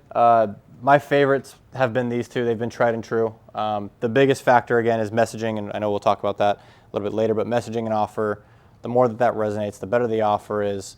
And the more congruent that messaging and the content is around the offer, the better it performs. So it's more content around that. Now the appointment setter, really big deal for us. We've actually seen a huge lift in everything that we've done because of the appointment setting process of having applications that didn't quite book a call come through the funnel a bit more. It catches that leaky bucket, right? It plugs a hole in it, same kind of concept. People that apply, maybe they were on the bathroom or whatever, they got a call and they had to go, you know what I mean? Or they were just lazy, they didn't want to book a call again. So definitely having someone reach out, the metric to look for that is speed to lead. How fast can you actually get in contact with them? Like how fast are we reaching out based off their application if they haven't submitted? And then based off of systems, you want automated follow-ups saying, hey, you didn't book a call, come back and book a call with us. And then you start dripping on them with other market messaging. Cool? What's the optimal speed to lead time frame? I mean, we're super fast with it. So like, we'll give about 5 minutes. The question was speed to lead time, what's optimal? It's under 5 minutes for us. So when we go through that process of, hey, if they haven't booked a call after they submitted their application within 5 minutes or so, then populate it into the CRM for our team to actually be able to hit the application. Because it might take a couple minutes for them to book a call, whatever the case, they might get a text in between, stuff happens. But that's plenty of time for them to figure out if they want to book a call or not. So we try and condense that as much as possible because the intent is there. Any questions? Yeah. Sorry, I think so for our current setup, I believe like applying and also setting up an appointment is kind of like put together on one of those, I believe, Calendly. So have you found that to be more effective than having a separate process? Because I guess, appointment setter kind of works. Yeah. It is separated, right? Yeah, I would split it up though, because you probably haven't gotten to the point where there's so many applications and you're booking your calendar. Like if you can separate it, we'll talk about this between MQLs and SQLs, you can only allow certain people with certain parameters to actually go through and book. And so we ran into that, and I'll show you one of the dashboards. We had like 900 applications come through and 270 bookings within like 3 weeks. We're like, oh my God, like we can't handle this. And those were qualified bookings. So we had to build a sales team to kind of equate to that because it was only me and like 2 other dudes. And I'm doing a bunch of other stuff too. I'm not just taking sales calls. So when you find that thing that hits, you want to be able to disqualify and not have people on the calendar. It's kind of weird. It's kind of a different way of thinking. The first problem that you're solving with, and that's why the mindset, the questions to ask yourself kind of change over time, is you're like, I'm hungry. I need people to talk to. Da, da, da, da. And then you're like, whoa, I got too much. I got to separate it out. But I still want to see if they're good people.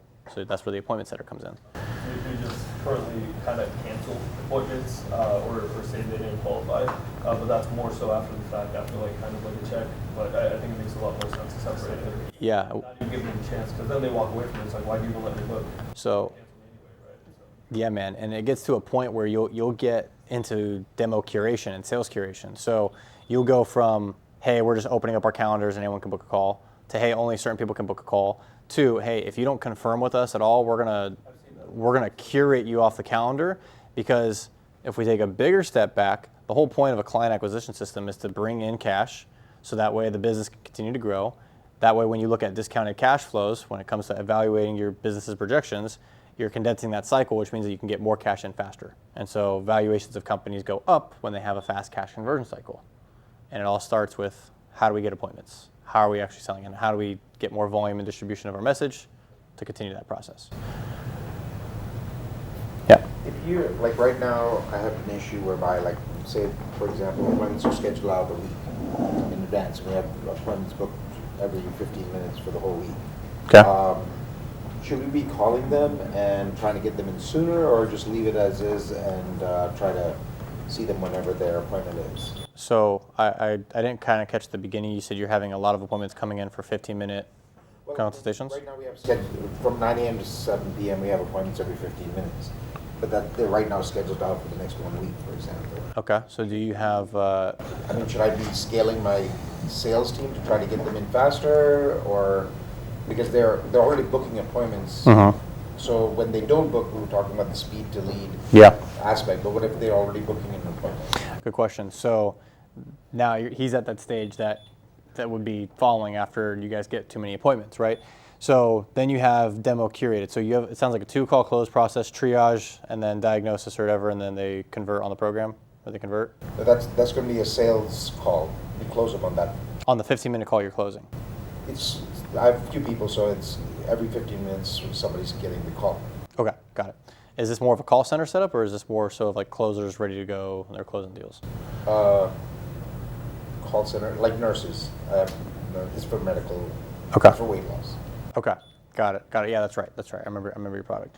So If they're booking ahead of time, I always like to keep the window to 3 to 4 days. And obviously, if you need to extend it out to a week, people typically forget though after day 5, 6, 7. So that's not so much of a valuable slot in general. The only kind of, I'm not trying to change your sales process, a 15-minute is already a small commitment, right? 5, 15 minutes, whatever the case is. So if someone reaches out, it might disrupt that.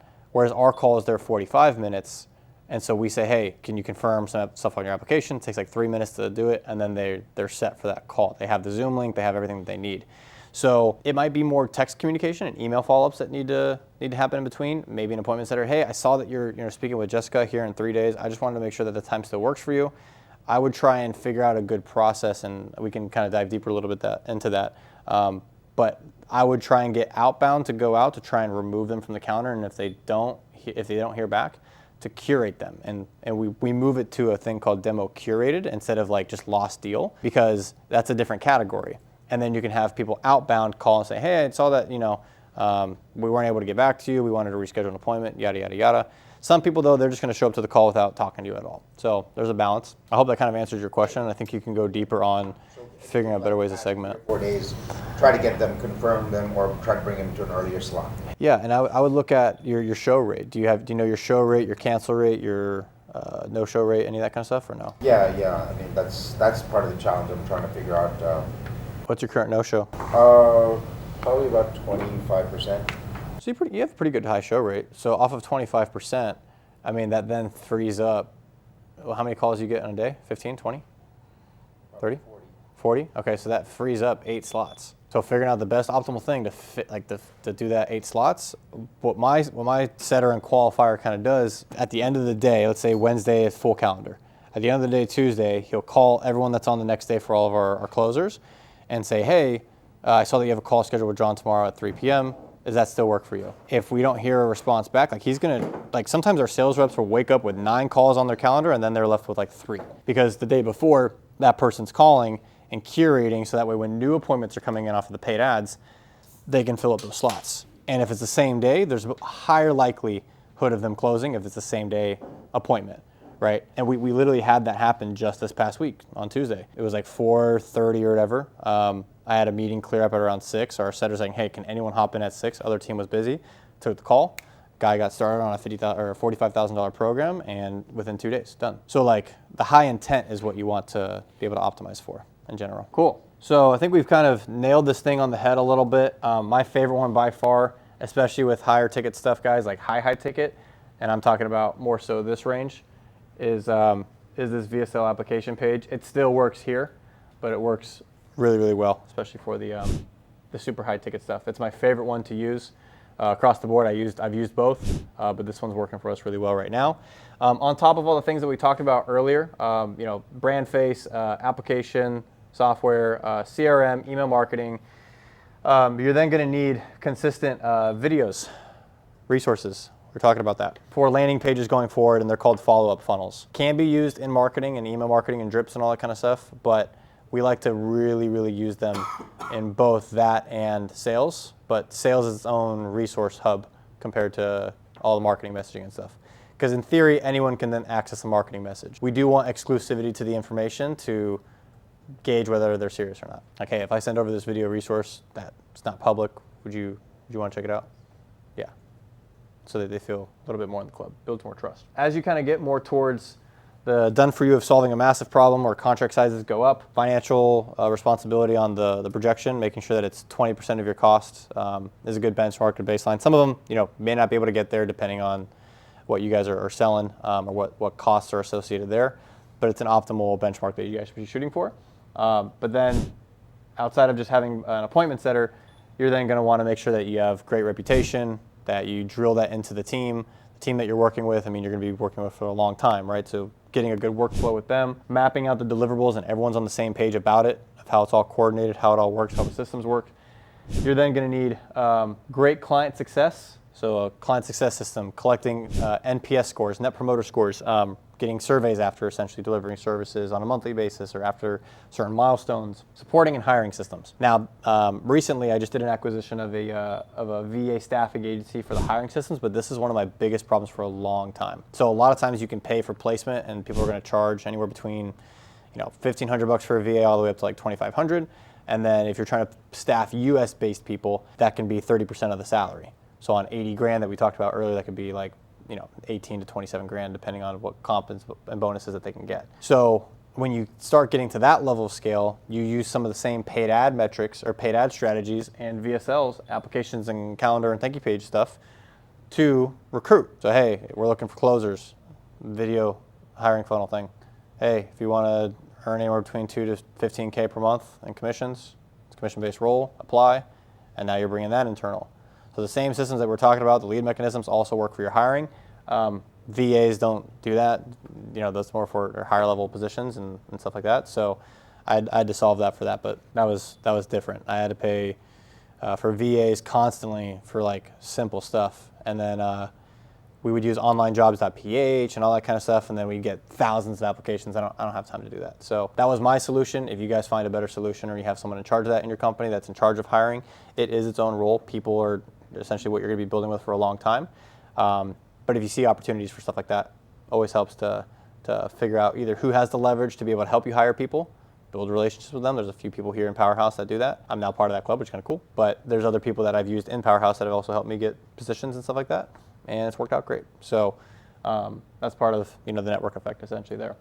Now, if you get towards more of this higher level kind of deal of, you know, 40K, 50K, 100K, there should be some sort of a community activation. So stuff like this, right? Powerhouse is a great example. Stuff that people can actually pull themselves into to get those nuggets and find either answers, solutions, or give them a free ticket to an event or something like that that you are going to be holding, or at least make them aware of it and they get some sort of exclusive access. And if you don't plan for it ahead of time, no worries. Just make up the exclusive access once the event comes around. Give them a lounge or something and just bake it into the new sales of the cost. So kind of a cool way to do it. All right, so tracking and performance, and then we'll kind of speed it up a little bit because I want to make sure we get into the sales process side and messaging. Tracking and performance, if you guys want to take a picture of this, I mean, these slides are going to be sent over to you guys as well, but here are just the KPIs that I look at when it comes to the tracking and performance from a high level. We track a lot more than this, but this is just some good things to determine the effectiveness of your media and of your messaging, of how the targeting is actually going, how your funnel is actually performing and the elements inside of that, and then also bridging into sales, the number of booked appointments and stuff like that that are occurring. This is the responsibility here of the marketing department. This is what they typically are known for, and so the bridge then becomes between both of them. Sales and sales is going to say, hey, there's shit leads. Marketing is say, hey, no, the sales guys suck. Right? And I hear all you guys laughing, like it's a common thing. So this is typically what marketing is responsible for. Then you have sales, which we'll cover in a sec, but there's a happy medium in KPIs to bridge beneath them, or bridge between them, that actually make it not as aggressive towards each other, right? So this is the stuff that I was talking about that the marketing teams are responsible for. Here's some TikTok campaigns that we ran. Again, only spending 18 grand, getting in front of 1.3 million people. Our applications, the amount of people that we got were 514, and about 237 of those were qualified, like meaning that they had 30 to 50 grand in available capital that they were willing to deploy, and they were actually wanting to do that pretty quickly. So a lot of intent, a lot of follow-ups that we've been doing, and of that, they've booked onto our calendar 202. So that conversion rate from MQL to booked calls was insane, right? And so the 35 that didn't, we still are in conversations with them through our appointment setter, and he's booked appointments onto the calendars as well. So from what you were saying, this seems like a higher ticket product or service that you guys are providing? Yeah. Done for you e-commerce management, essentially. 35, 50, or 45, 55K. Those are the price points of it. Not to go too deep into that, but we essentially are wholesale suppliers. So we buy Starbucks stuff in bulk, Pampers stuff in bulk. We have exclusive relationships with them on certain categories, and then we put those in people's stores. So it's a really cool model, actually, but that's not the point of the talk here today. But this is what we've actually had to build out from a marketing dashboard perspective. And I can still run, without all the cool graphs and all that kind of stuff, I can run a marketing campaign just looking at those numbers. We'll talk about reporting and systems here shortly, but there's 3 levels to reporting and tracking. This is a ground level report, meaning what's actually happening from the media buying efforts from the marketing team. The bridge between a sales and marketing group is what I call a helicopter level. It hovers above both those departments. And we're able to see the activity and the main metrics that are correlating to the business. 30,000 foot views, typically only for the CEOs, COOs, CMOs, or whatever the case is, the higher level management. And there's like 4 KPIs from each department, and we're able to determine what's going on. But it's aggregated up from the base level. Now, one thing we're talking about with media, especially with advertising campaigns and stuff, brand face, anything that says Rob Yo Soy, you can see that that was our best performing creative. More than 250K, 7 applications, 50 to 100, 14, 25 to 30, 50, 30. And that was just from that one creative. So media is super important. We then have other UGC as well, still pulling in. And then we had some UGC that, quite frankly, wasn't best performing. But we had different UGC iterations to see what was actually working better. Got a delayed question. So earlier you were saying sending videos from the sales team is really valuable, like exclusive information that isn't in your marketing to build that trust. What part of the sales process are the sales team actually sending those videos over? Yeah, so it's mainly after objection handling and stuff like that, after the demo. So it sounds like your call process is a little bit different than traditional coaching and stuff. So may or may not apply so much directly to that e-commerce product, but for coaching and consulting, if I get on the phone all the time and I'm getting hit with, this, actually we'll shift off the slides because I know we're recording. If I continue to get hit with that, I just don't know if now is the best time. You create a sales asset associated, hey, why now is the best time? And you handle the mindset objections that you're getting on that, and that's a video resource that you then can send out to them. That's one example. Now the sales rep or you should be able to handle that objection on the call, but they may not want to hear it from you. They may want to hear from brand face, right, if he's the guy. So brand face provides that authority. It's the same exact messaging because you're learning from brand face. Brand face is saying the same exact thing, but because it's like, hey, Robert made this exclusive video for you, going over and breaking down exactly how it actually works in this space, or whatever the case is, whatever the objection is, we'll go ahead and break it down and send it to you. Would you like that? Builds trust, and that's like an exclusive resource for the sales team. Awesome. I might miswrote my notes slightly, so it's just objection handling stuff. It's not like tactical information or like 3D. Well, it depends on what your offer is. It depends on what your offer is. I mean, let's say you're doing done for you video editing, dude, I do not care about the video edit. Like, I really do not care. I want the desired result that the video edit's going to get me. Your ads are going to perform better.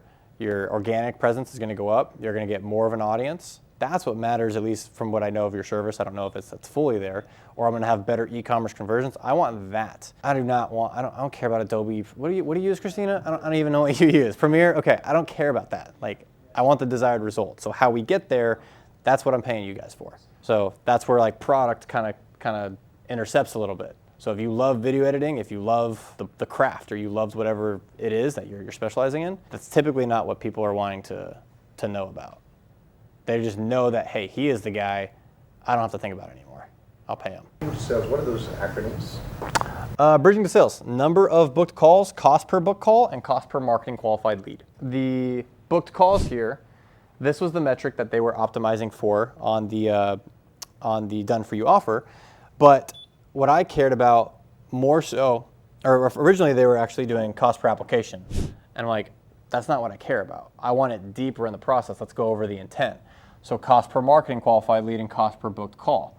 Then the bridge between these, which we'll talk about later, is going to be cost per demo set and shown. And then we're going to go over cost per offer made, dollar per call, and then go over essentially your conversion and close rate based off of those metrics. So it should just be a funnel of numbers getting smaller and smaller and smaller and smaller at the end of the day. And it's like you're just finding the part of the race that they're in and putting a number with it. Like if I'm running a relay race, the baton, how fast did that guy run? How fast did that guy run? How fast did that guy run? And you're just tracking that time. On this kind of offer, how did you qualify them financially in feeling that 237 are actually your target? Yeah, good question. So this is that segmentation of application software we were talking about earlier. They're applying, they're still filling out the form, but if they say they have less than 10K, then I can't help them. Oh, that's qualifying. Mm-hmm. That's a qualifying question as an example. There's 3 other ones as well. And we purposely put like tripwires in the application. Like, how soon are you looking to get started? Within a week, within a month, never. Like, obviously that's a dumb answer, right? And people that are just kind of funnel hacking and just click, click, click, click, it'll sort them out. We also put in email verification. We use a software called Jotform. we put email verification inside the form fill instead of doing it externally after. And so when that occurs, we stopped a lot of funnel hackers from coming through and putting in just test@test.com or test@gmail. You can actually whitelist certain domains and stuff like that and blacklist others. Jotform is the software that we use for the application software. We use it for all of our inputs. If you want it to connect it to anything, you're going to need to use Zapier, which we'll talk about a little bit later on the operational software side, and store it into a CRM.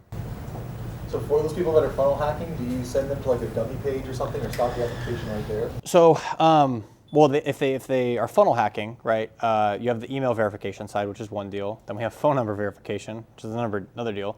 So they're going to get hit with something, right? But if they are certain parameters that we've set based off of people that have tried to funnel hack us, we will redirect them to a white page, is what we call it. And then if they're not financially qualified, we actually have a downsell that it goes to, and people take it, people don't. I don't really care. I care to make impact with them with the program that we gave to them, but if they don't buy it, that's not what I'm looking at as like, let's put our initiatives there.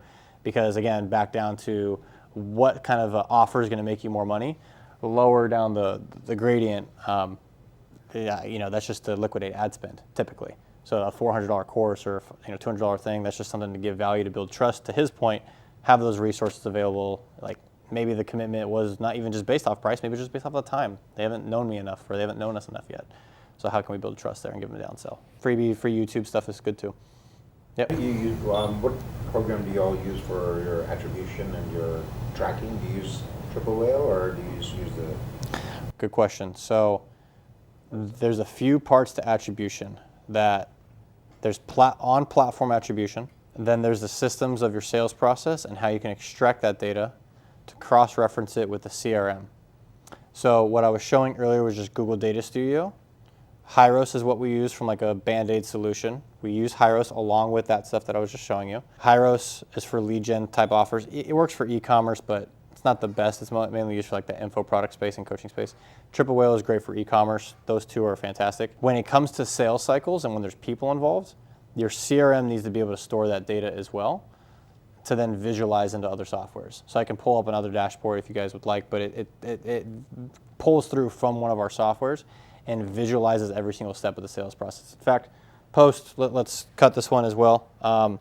But the more data that you can store inside your CRM, the better, because you can extract it. And so there's a couple parts of data aggregation that we're going to talk about a little bit later, where we actually go over, or we actually pull, things into our servers. So we have our own servers that we have a developer, freaking awesome. Just like same thing, I don't want to pay for, or I don't want to learn video editing, I don't want to learn coding and stuff. So we hire developers to do this, and they pull in data from all these different things. They code it up, they do the whole deal, and then it spits out certain information for us to be able to essentially visualize it, right, and figure out what's going on. So let me pull this out here.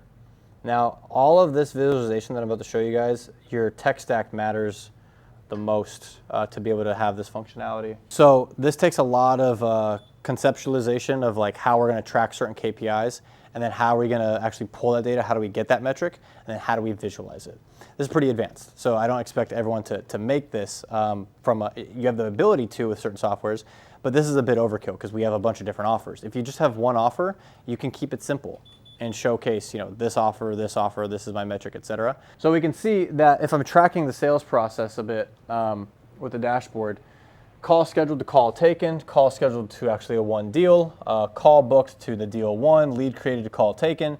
These are all parts of the process where how can we condense each step of that race?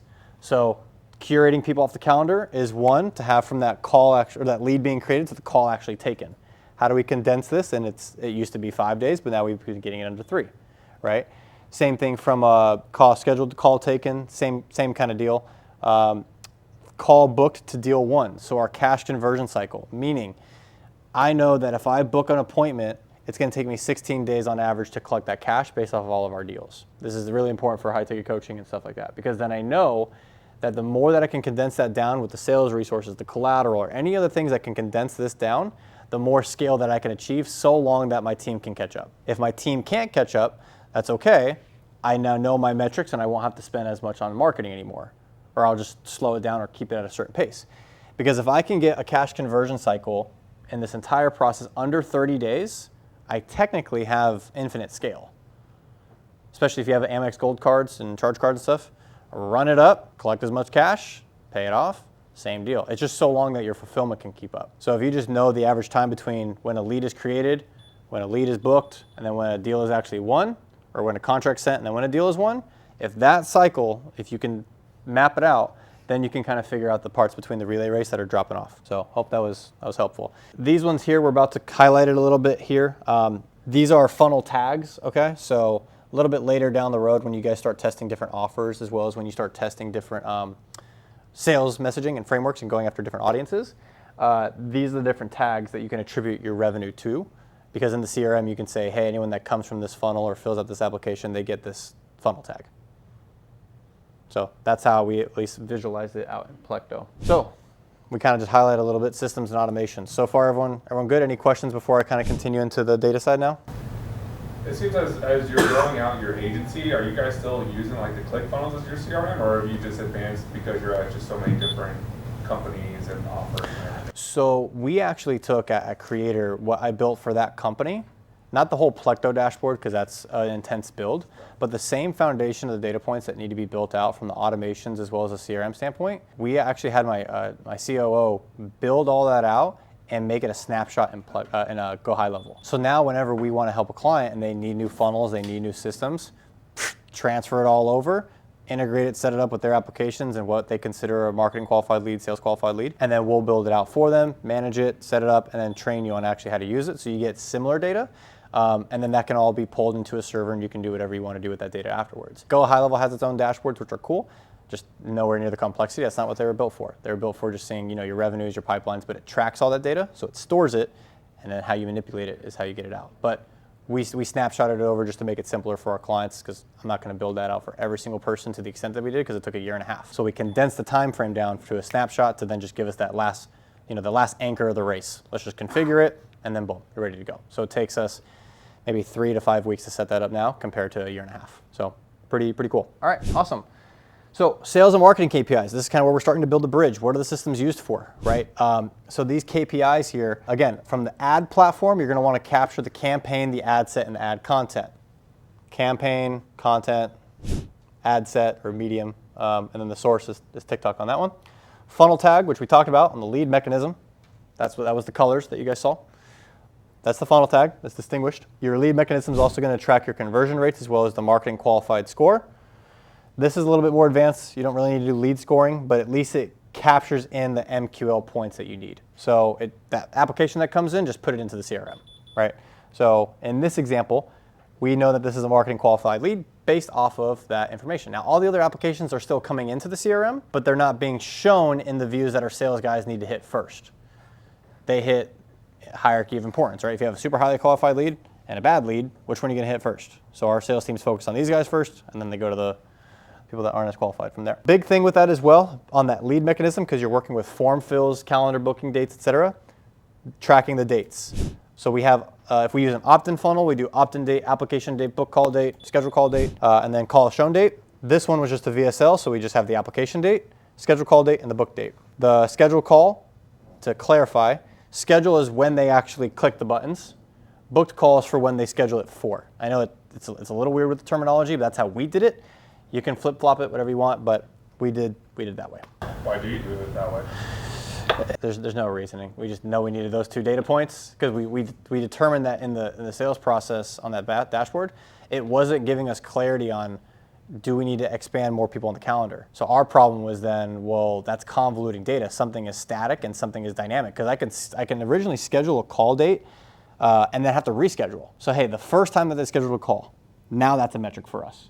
And then when was the booking, when was the showing? So that way we can sync up, hey, are we having a really bad show rate process? Is it something in the marketing that we need to fix? Because there's 7 reschedules happening here.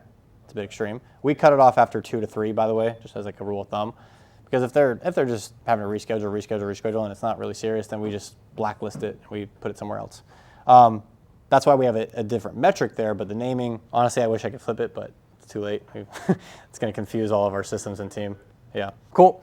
So funnel tag, as I mentioned, in the CRM system, booked call date, opt-in application form dates, et cetera, and then the referral source, where it's actually coming from. And that's a lot more on the attribution side. You can cross-reference it with Hyros, that's what we do. So at the end of every single day, our team will make sure we'll do a data scrub, check what's in the CRM, check what's in Hyros, make sure it's attributing back properly. And if in Hyros, we, let's say, had all of the applications that were submitted to us, and only 10 of them were MQLs. Let's say there's 20 applications. And for some reason, it's showing that 20 leads were generated, or it'll show in Hyros that there's 20 leads generated. We go in and manually delete those 10 because we want Hyros and our media buyers to optimize for the qualified leads that we're getting. So you're manipulating the data there. So yes, it is generating the 500 and something that we showed on the prior dashboard, but we manipulate Hyros to give us what we want to optimize for. Is that the advantage over the triple whale? Yeah, that's because Triple Whale, it syncs directly into Shopify. It's great for e-commerce. I mean, your cash conversion cycles are literally days or maybe even minutes. You know, like it's a very different process because there's people involved, there's sales process, contracts, there's a lot of other components, but it works essentially the same. So Hyros allows the ability to just customize it a bit more and manipulate it. And you can just use it as true tracking and just let it track everything for you. But kind of like the same thing with Facebook's Pixel, it's kind of garbage if it keeps getting more garbage in. It's just going to give you more garbage out. So an ad set might be working, but if we compare one ad set that only has 7 applications and the other one has 50 applications, but the one that has 7 is actually 5 MQLs and the other one that's getting us 50 is like 2, like we're going to optimize for the one even though it doesn't look like that from the ads manager, what they're showing us. So the Hyros allows you to identify what creative or what creative and what ad sets work better? Yeah, Hyros is essentially like Triple Whale, where it's an attribution software. It'll help you optimize and scale ads more based off of how you set it up. So if you set it up to fully track everything and you don't have as much complexities as we do, it'll help you just say, hey, that this creative is working better than the other one. You should spend more here, and it's actually attributing back profit. Like, what's the actual return on that? If you have a sales cycle and a coaching process, and I typically do the manipulation of Hyros data after we've hit like 60K per month because that's when it really matters. The marginal increase that you get from it really matters when you start spending a lot more on paid ads. In the beginning, it sounds super complex, but it's just another task that a VA can do. And the fact our VAs actually go through and scrub it out. They've been trained on it, but it's a process that isn't necessary in the beginning, and it's honestly busy work. So, don't worry about that for the beginning if you're just starting out. But it helps with the media buying processes for sure. I didn't know that. Yeah, it's a Focus on the conversions, or in your case, the higher quality leads, and redirect or get intelligence on where to redirect your ad spend. Yeah, that's the whole point of the platform tracking softwares is that. A lot of people don't have UTM infrastructure in place to like track a lot of this stuff, but what we do is cross-reference it. So Jotform will actually collect this data for us on the back end, and then we're able to cross-reference it with Hyros. So it's kind of, from my experience with this stuff, there's no all-in-one thing is right from using one platform and one source. So the reason why we store all this stuff in Close, which is this CRM specifically, is because we're gathering data from what Jotform's telling us, we're gathering data from what Hyros is telling us, and then from the sales process, and it kind of comes together to try and validate the information. And that's why there's so many metrics and splicing between things on that dashboard that I was showing you earlier, just because it gives us a rough pulse. Now, if you want just a simple KPI, once you have all of these kind of things down, instead of waiting on a ROAS for a coaching offer, because it might be a 5K deal, but you need to spend money to get that 5K deal, $1 per call. So the amount of money that you actually collect on the call. So let's say you do 100 calls in a month, you collected $50,000, right? 100 times 5, yeah. Is that right? I don't know. I don't really care. You guys get the idea. If I get 100 calls and I know that my ROAS, my cash conversion cycle is 60 days, for example, well, then I'm going to be in the negative before I actually turn positive. I'm going to be spending more money and just hoping that the sales and deals are going to come through. Not the best scenario in the world, but if you know that, hey, I'm getting my appointments at, let's say, $50, and my revenue per call on average for the past 3 months has been $95 or $205, well, then I know that the split between those, I'm still in the green. I just got to wait. Time hasn't caught up yet. Same thing on a 5K, and I'm paying $1,000 for per scheduled appointment, but my revenue per scheduled appointment is typically about $3,000. then I'm good. As long as between 1 and 3, my costs of my team and my business aren't making me go belly up. So it's like ROAS condensed based off of assumptions. ROAS is at the very end. MER, marketing efficiency ratio, is on all of the media that you've paid for, organic content, sponsor events, any of that stuff. Combined, how much did we spend in the whole department, 30,000 foot view, and how much did we make? Cool, so intro into data. I know we kind of already dove into the deep end a little bit with this stuff, but here are some things that you guys should look for when it comes to your CRMs and things that you choose. Go high level is probably the easiest to get set up from an agency perspective when we were talking about how we've snapshotted a lot of this stuff over. It works really, really well for our clients, especially if they're newer into data. So go high level can be used to do that. But any CRM, it's going to be the central space that you hold data. That way that you can export it into other things. So it's really a business intelligence tool. Like you're taking notes a certain way, you're adding tags a certain way for a reason. It's not just like this thing to not use. It needs to work for you. And again, data is only as good as the information that you put into the system and then what it spits back out to you, right? So there's that. Attribution, which you were talking about. Hyros and other softwares can confirm how many leads we're getting on a platform because Facebook pixels and all that kind of stuff are typically messed up. TikTok just actually had a big reporting issue like 2 weeks ago where their reports were just wanky, but we had everything externally stored. So we're able to actually continue to proceed and spend where we needed to spend even though their stuff went down. So again, we talked about the reporting dashboards to have, the ground level, the helicopter, and 30,000 foot view. The 30,000 foot view stuff is what I was giving you, the helicopter level guys is what I was giving you earlier with those main data metrics and points. That's sufficient for kind of knowing the baseline KPIs. If you're not an expert in media buying, that's okay. If you're not an expert in sales, that's okay. You at least know the bridges that are happening and what to actually monitor. And we'll talk about sales and going into messaging, I promise. I know it's been quite a while, but that's kind of where we're going from there. So automation softwares, Zapier, Integromat, Make, that connects a CRM to anything else. So they're called webhooks saying, hey, when this event occurs over here, update data over here. And by doing that, here are kind of the automations that you can put into your business now, so that way you're not worrying so much about just dumb tasks, man. Like it takes a while to like figure out how to construct that system, but then I'll show you how many tasks we've really automated just in the past, or what's happening behind the scenes outside of all the emails and SMSs that are going out, but just like tasks that we would have had to do manually or our VAs would have had to do. These 6 saved a bunch of time. So the first one is anytime you have a new application that comes in, update all that data into the CRM and into the software, like every single point. So those the dates that they were submitted, et cetera. Anytime that you have a new booking or that application, we use Slack as our internal communication method, just kind of what we do. It zaps all into there. So that way we're not having like anxiety about having to go check the ads manager or whatever the case is. Like just have the data come to you. Don't always have to go fetch for it. So same thing with a booking.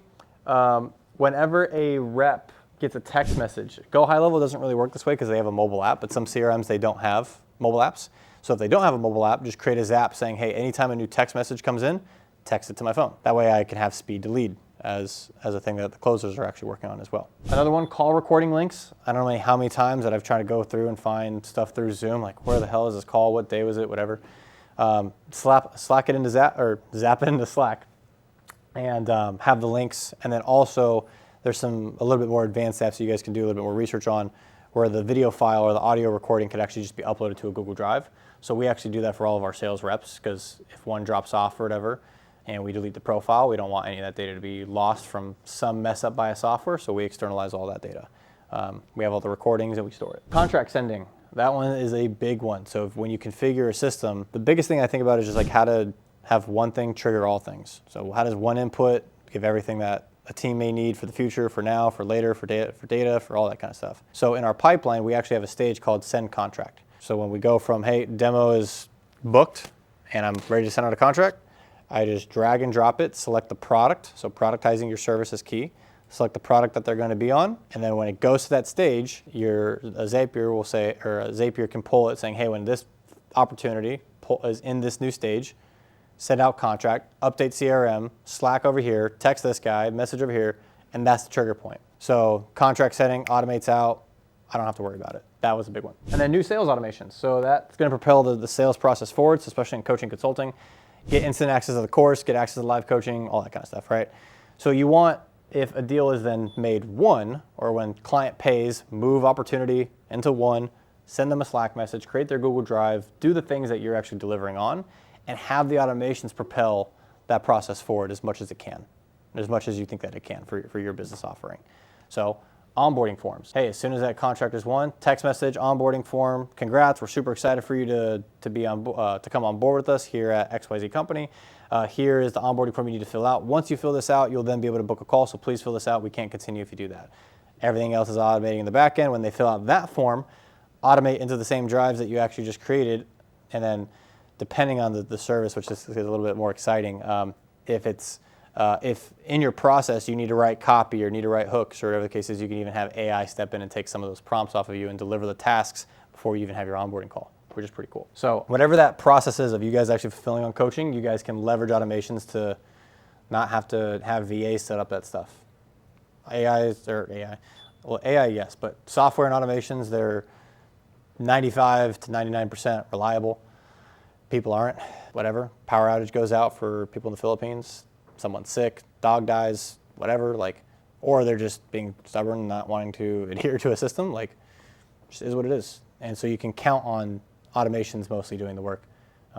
Same thing how you would prompt, an AI chat thing or whatever. It's how you use the systems that matter. Cool, so every input should have max output. And these are just over the past 30 days, how many tasks have been automated from admin work that we don't have to do anymore. Contract sending, that's not including our servers and Plecto dashboards, that's not including our email marketing, that's not including automations inside of other softwares as well.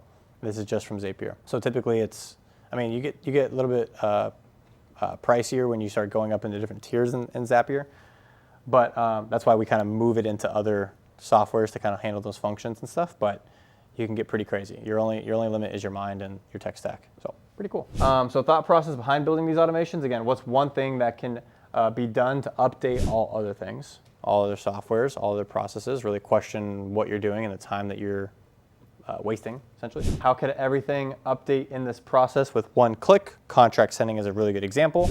That pulls in that data automatically now. And then what information would be needed for one action to set up further actions? So Google Drives as an example, when someone gets started with you, have it automatically create the Google Drive, create the prompts, create the docs, create the reporting dashboards that are already needed, create the spreadsheets that are already needed, take the templates from Asana or whatever project management you're using, duplicate it all. Like have it do it instead of all that click time. That click time is going to cost you more, but it also then costs your team more. And you won't be able to move as fast as you can because if you're the CEO, the founder, you're typically apt in a lot of these areas and it might be newer for some people. That's what happens when you build a team. You're coming from your perspective, they're coming from their perspective on one central thing that you've either mastered or you know more than them, or they know it equally as well, just from a different way because of their experiences, right? So try and mitigate that friction as much as possible just by leveraging softwares. That way it's not even a question, not even a thought. Cool. How are we on time, by the way, guys? We got food coming in about 15, 20 minutes. Okay, cool. Sales processes. So I'm not, there's some leaders in the space solely on sales processes. I mean, they love sales. They're all about sales. They geek out on sales. They have a bunch of course programs on sales. I've just leveraged that kind of stuff. I'm not building out necessarily my own sales material unless it's around me knowing a certain industry really, really well. And it's more so subject matter expertise. If you guys have taken a bunch of different selling courses, the two people that have influenced my sales perspective the most has been a book called Spin Selling by Neil Rackman, as well as Grant Cardone, because I worked with the dude. So like his aggressive behavior kind of rubbed off on me a little bit. So here we're going to break down the elements of the sales process. So this was the pipeline that we've actually kind of took from one of the other companies that we have, and we put it in Go High Level. Prospects is one level, or is one section. You're going to have a bunch of people into that. The other ones are completed applications. Prospects can be opt-ins, by the way. If they're coming straight from the VSL, they're going to go straight into completed application, right? Intro call booked, no show, demo canceled, demo complete, not closed, send contract, contract sent, contract signed. That's another step I forgot to mention. And then contract won and demo curated. So those are the stages, like the different points in that sales process of once it's in the closer's hand, it's typically the bottom one, right? Where the demo is completed, not closed, the contract's in, like this is the closing process. This is a marketing and appointment setting. So we're pushing them through pipelines as much as possible and trying to squeeze them down here. So elements of the sales process. This, let me go back. Elements of the sales process. This goes back to the stuff that we were talking about earlier about collateral, right? And how to actually frame someone to show up better for the call, Be prepared. Those calls aren't wasting your time. And you can do all this stuff, you know, and people still just will miss it, you know. And then depending on your demand that you get from your marketing campaigns will then determine how strict you really are when it comes to, hey, no, you need to watch this video. We've gotten to that stage now where if you don't watch the video, like, we're not talking to you. Our appointment setters will, and they'll make sure that you watch the video, but our closers won't, because the closer's time, his or hers time is most spent well, or I think I said that wrong, but it is spent best and has the most, it maximizes when they're on the phone with people looking to buy. So you protect their time. As a CEO as well, you protect your time with this stuff as well. A lot of things you can implement. So pre-call collateral. So after they book the appointment, there's the thank you page, which is, hey, here are 3 things you need to do to show up. Alongside that, send them material specifically around who you are and what they need to kind of expect for the call. So this is different than, hey, this is going to be a Zoom call, show up, take notes, have your other decision maker on there. I'm going to use him as an example because he has a lot of the real estate collateral. You've been on podcasts, yeah? Mm-hmm. You've been on, you have a YouTube channel or whatever, you have a bunch of content there as well? No, YouTube's the one that we're really trying to build out too. Okay. Doing like all social media across that. Okay. Caveman. Okay, cool. So specifically for you then, I would focus on some long form YouTube content. Whether or not it's going to be used to grow your YouTube channel, that's not the point. Have good thumbnails, whatever the case is on it, because on this landing page that you build, you put all these pre-call resources there, and after people book an appointment with you, they go there. So the first video is typically authority building, you on a podcast, saying, dude, you know, this guy was on with this industry leader. He's up to something really cool. Then 4 other videos after that that are specifically around your niche of what people are trying to learn from you. So let's say it's buying real estate with no money down. That's your freaking thing. Like, you've syndicated deals. You've figured that thing out. All your content should be your story about how you started out with no money, blah, blah, blah, blah. The next one, hey, how we acquired this property, 0 money down, creative financing, whatever the case is. And then the last one saying where our real estate is now the best time to get into real estate. Those things are showing your expertise, but also priming them to watch some of that content potentially prior to the call. So now you handle with those pre-call resources, you're seeding that any of their objections, they can kind of like lower a little bit. Like, you know your shit. Any questions on that?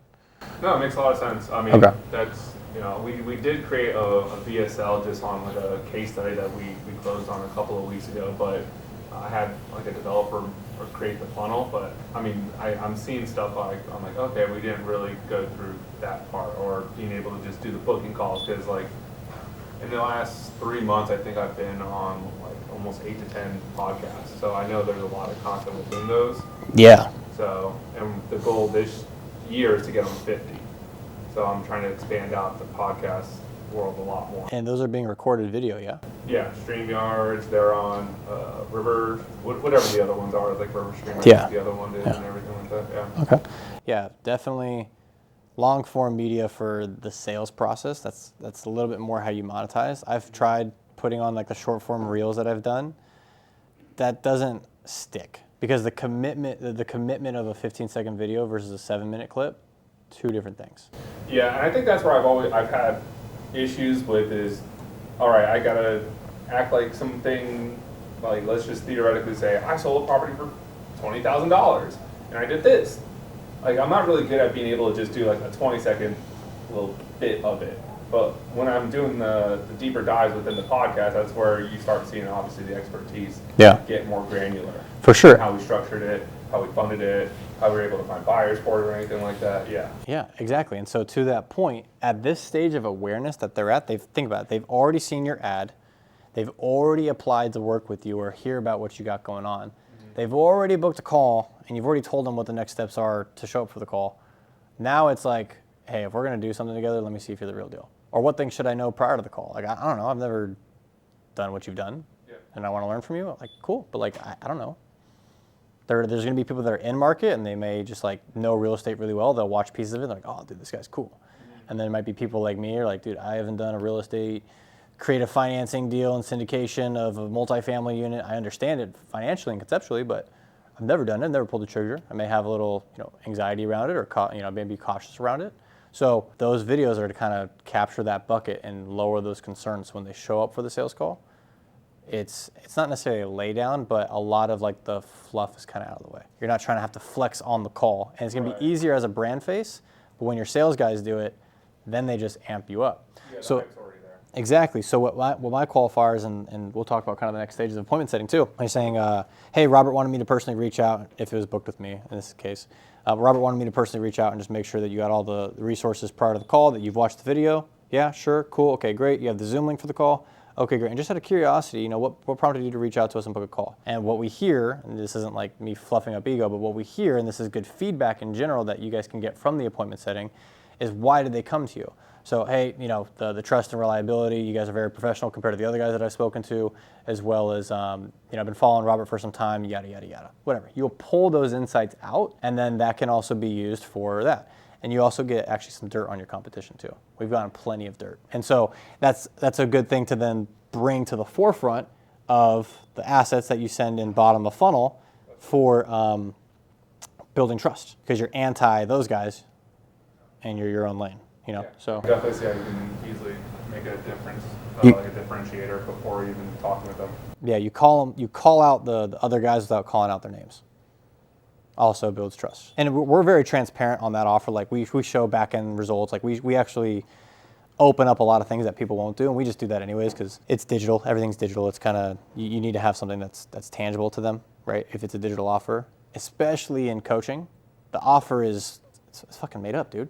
The offer is literally whatever that they're trying to achieve in most cases, Like when I first started, when I bought into coaching consulting offers, my desired result wasn't just more money. It was, how do I build this system to make our business more efficient? But a lot of the marketing was more so on how to make more money, but I knew that they had to have a system behind how they were doing all their marketing efforts or doing their claims or whatever. So I was going in for the system. I wasn't going in for necessarily just making money, even though that's a benefit. So you'll have people like that come through too, that want to pick your brain on that stuff. So on the appointment setting, that call, let's say they booked a call for us tomorrow. My appointment setter will call them today. If they don't connect with them, they'll call them multiple times a day until they do connect. If they don't connect with them after multiple attempts and the closer's not able to get in contact with them through an email, or there's no open, so in our CRMs we have an open, like if the client's opened the email or not, we see it. If they haven't done any of that stuff, then we will curate that appointment. On the appointment setting, if they do connect, we just verify the information. So hey, the whole purpose of the call is just to verify the information to make sure that you have all the resources prior to hopping on with John. So you have like maybe 2 minutes to go over there. I was just in between calls. I figured I'd give you a call. The couple things that I covered in there was urgency of time. This isn't a 15-minute call because a lot of prospects may ask questions about the offer or the program. Say, hey, that's not the point of this call. So the way that you open up that call is really important. Tone is really important as well. And the connection point and the report that's built is important because that's what's representing your company. So I personally don't use VAs for it. Nothing against them. Like there are some great VAs that I've had as SDRs, but time zone issues, I want to have that fast feedback. So we have US based on the appointment setting / qualifying side. If I'm doing mass volume through a different, there's another strategy that we've used that we just get a ton of applications, but it's volume, so you have to freaking hammer the phones forever, like boiler room style. That's when I'll use like a call center or VAs to go do it. But if they're already at this stage, we don't want any variability to mess that up. Yeah. So then you're hiring all your inside sales agents to be able to handle those calls, or do you still maybe use another agency that can link you to a salesperson? I guess my point is, are you hiring internally or are you bringing it and outsourcing it? So I've done both. We have still get US-based people. It doesn't have to be Philippines or South America. Yeah, and they can still be, UK. They can still be, outside the US. When I mean US-based, I'm not just talking about. I'm mainly just making professionalism with English speaking for this type of offer. For other offers, it doesn't really matter. It's just like if you go up the gradient on how much the cost of the program is going to be in that 30 to 50K range, like you want professionalism. If it's that 2 to 10K, you can get away with a slight accent. That's totally fine. Nothing against that. So yeah, that's what we've really noticed. Now on the agency side, I have brought on sales agencies in the past. Knowing your numbers and the commission rates, extremely important. Also, there are closing agencies that literally just want layups because marketing does so well to book appointments and have them show on the calendar that they won't actually confirm appointments. They won't work the CRM. They won't work the systems. So you have to know what kind of person that you're bringing on board through an agency. Are we bringing on closers that aren't going to hustle? Or are we bringing on a hybrid of closers that'll hustle? And if we can only find closers, or if we can only staff for that role through agencies or ourselves, then we need to bring on the appointment setting role and the qualifier positions in between, and all the systems need to be there to make their job easier. Now, with that said, if you're making their job super freaking easy, their commissions cannot be 20%. And a lot of sales agencies will charge that. Cram that down to 10 to 15 and then price that into your offer. But that's a little bit later down the road. I would say keep it internal. Don't outsource it to an agency until you haven't been able to solve that problem. And you can do it through, again, the VSL application forms that we were talking about. Hey, are you a closer looking to make 2 to 15K per month for this coaching offer? You love making impact on people in the fitness space, or you love making impact in this area. Like, let's go ahead and do it. Let's go ahead and run it. And have them go through the application, then take the interviews and ramp them out. Awesome. But that's also a position that I was talking about earlier, that staffing agency that I got, that staffs like call center type SDRs.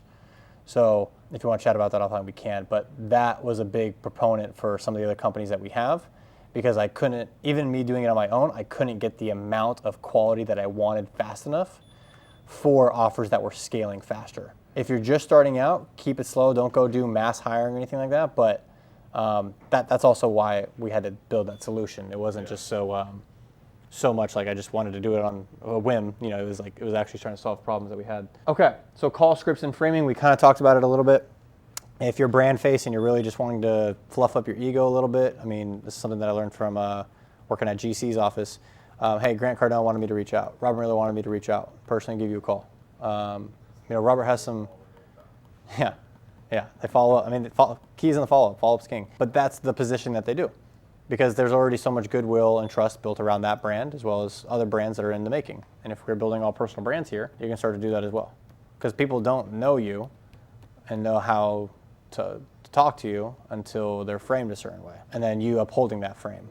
If someone said I was like a billionaire or something, and I come in and I'm not, you guys will be able to easily sniff it out. I have to act that part, So be authentic to yourself, but make sure your framing actually matches you.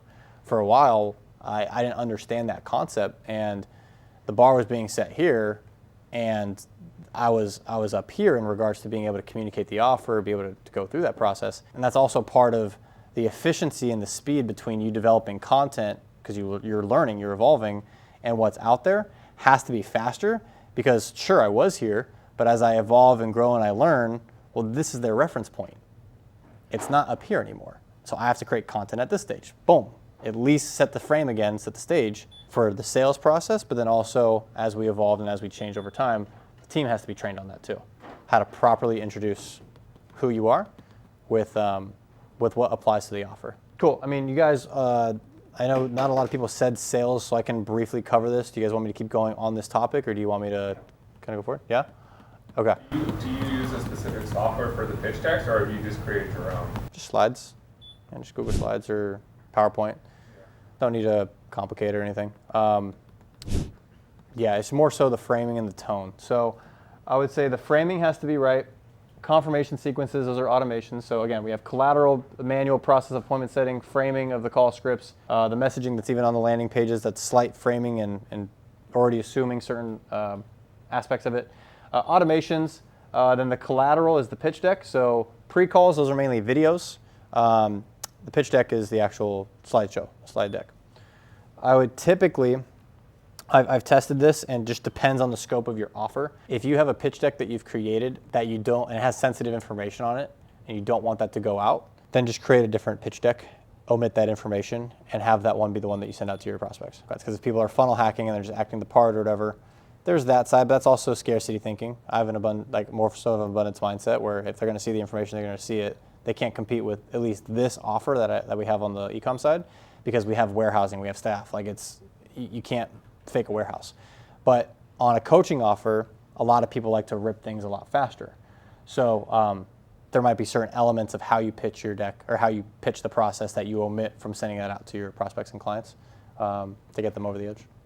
So that's one side, that's an element that you use.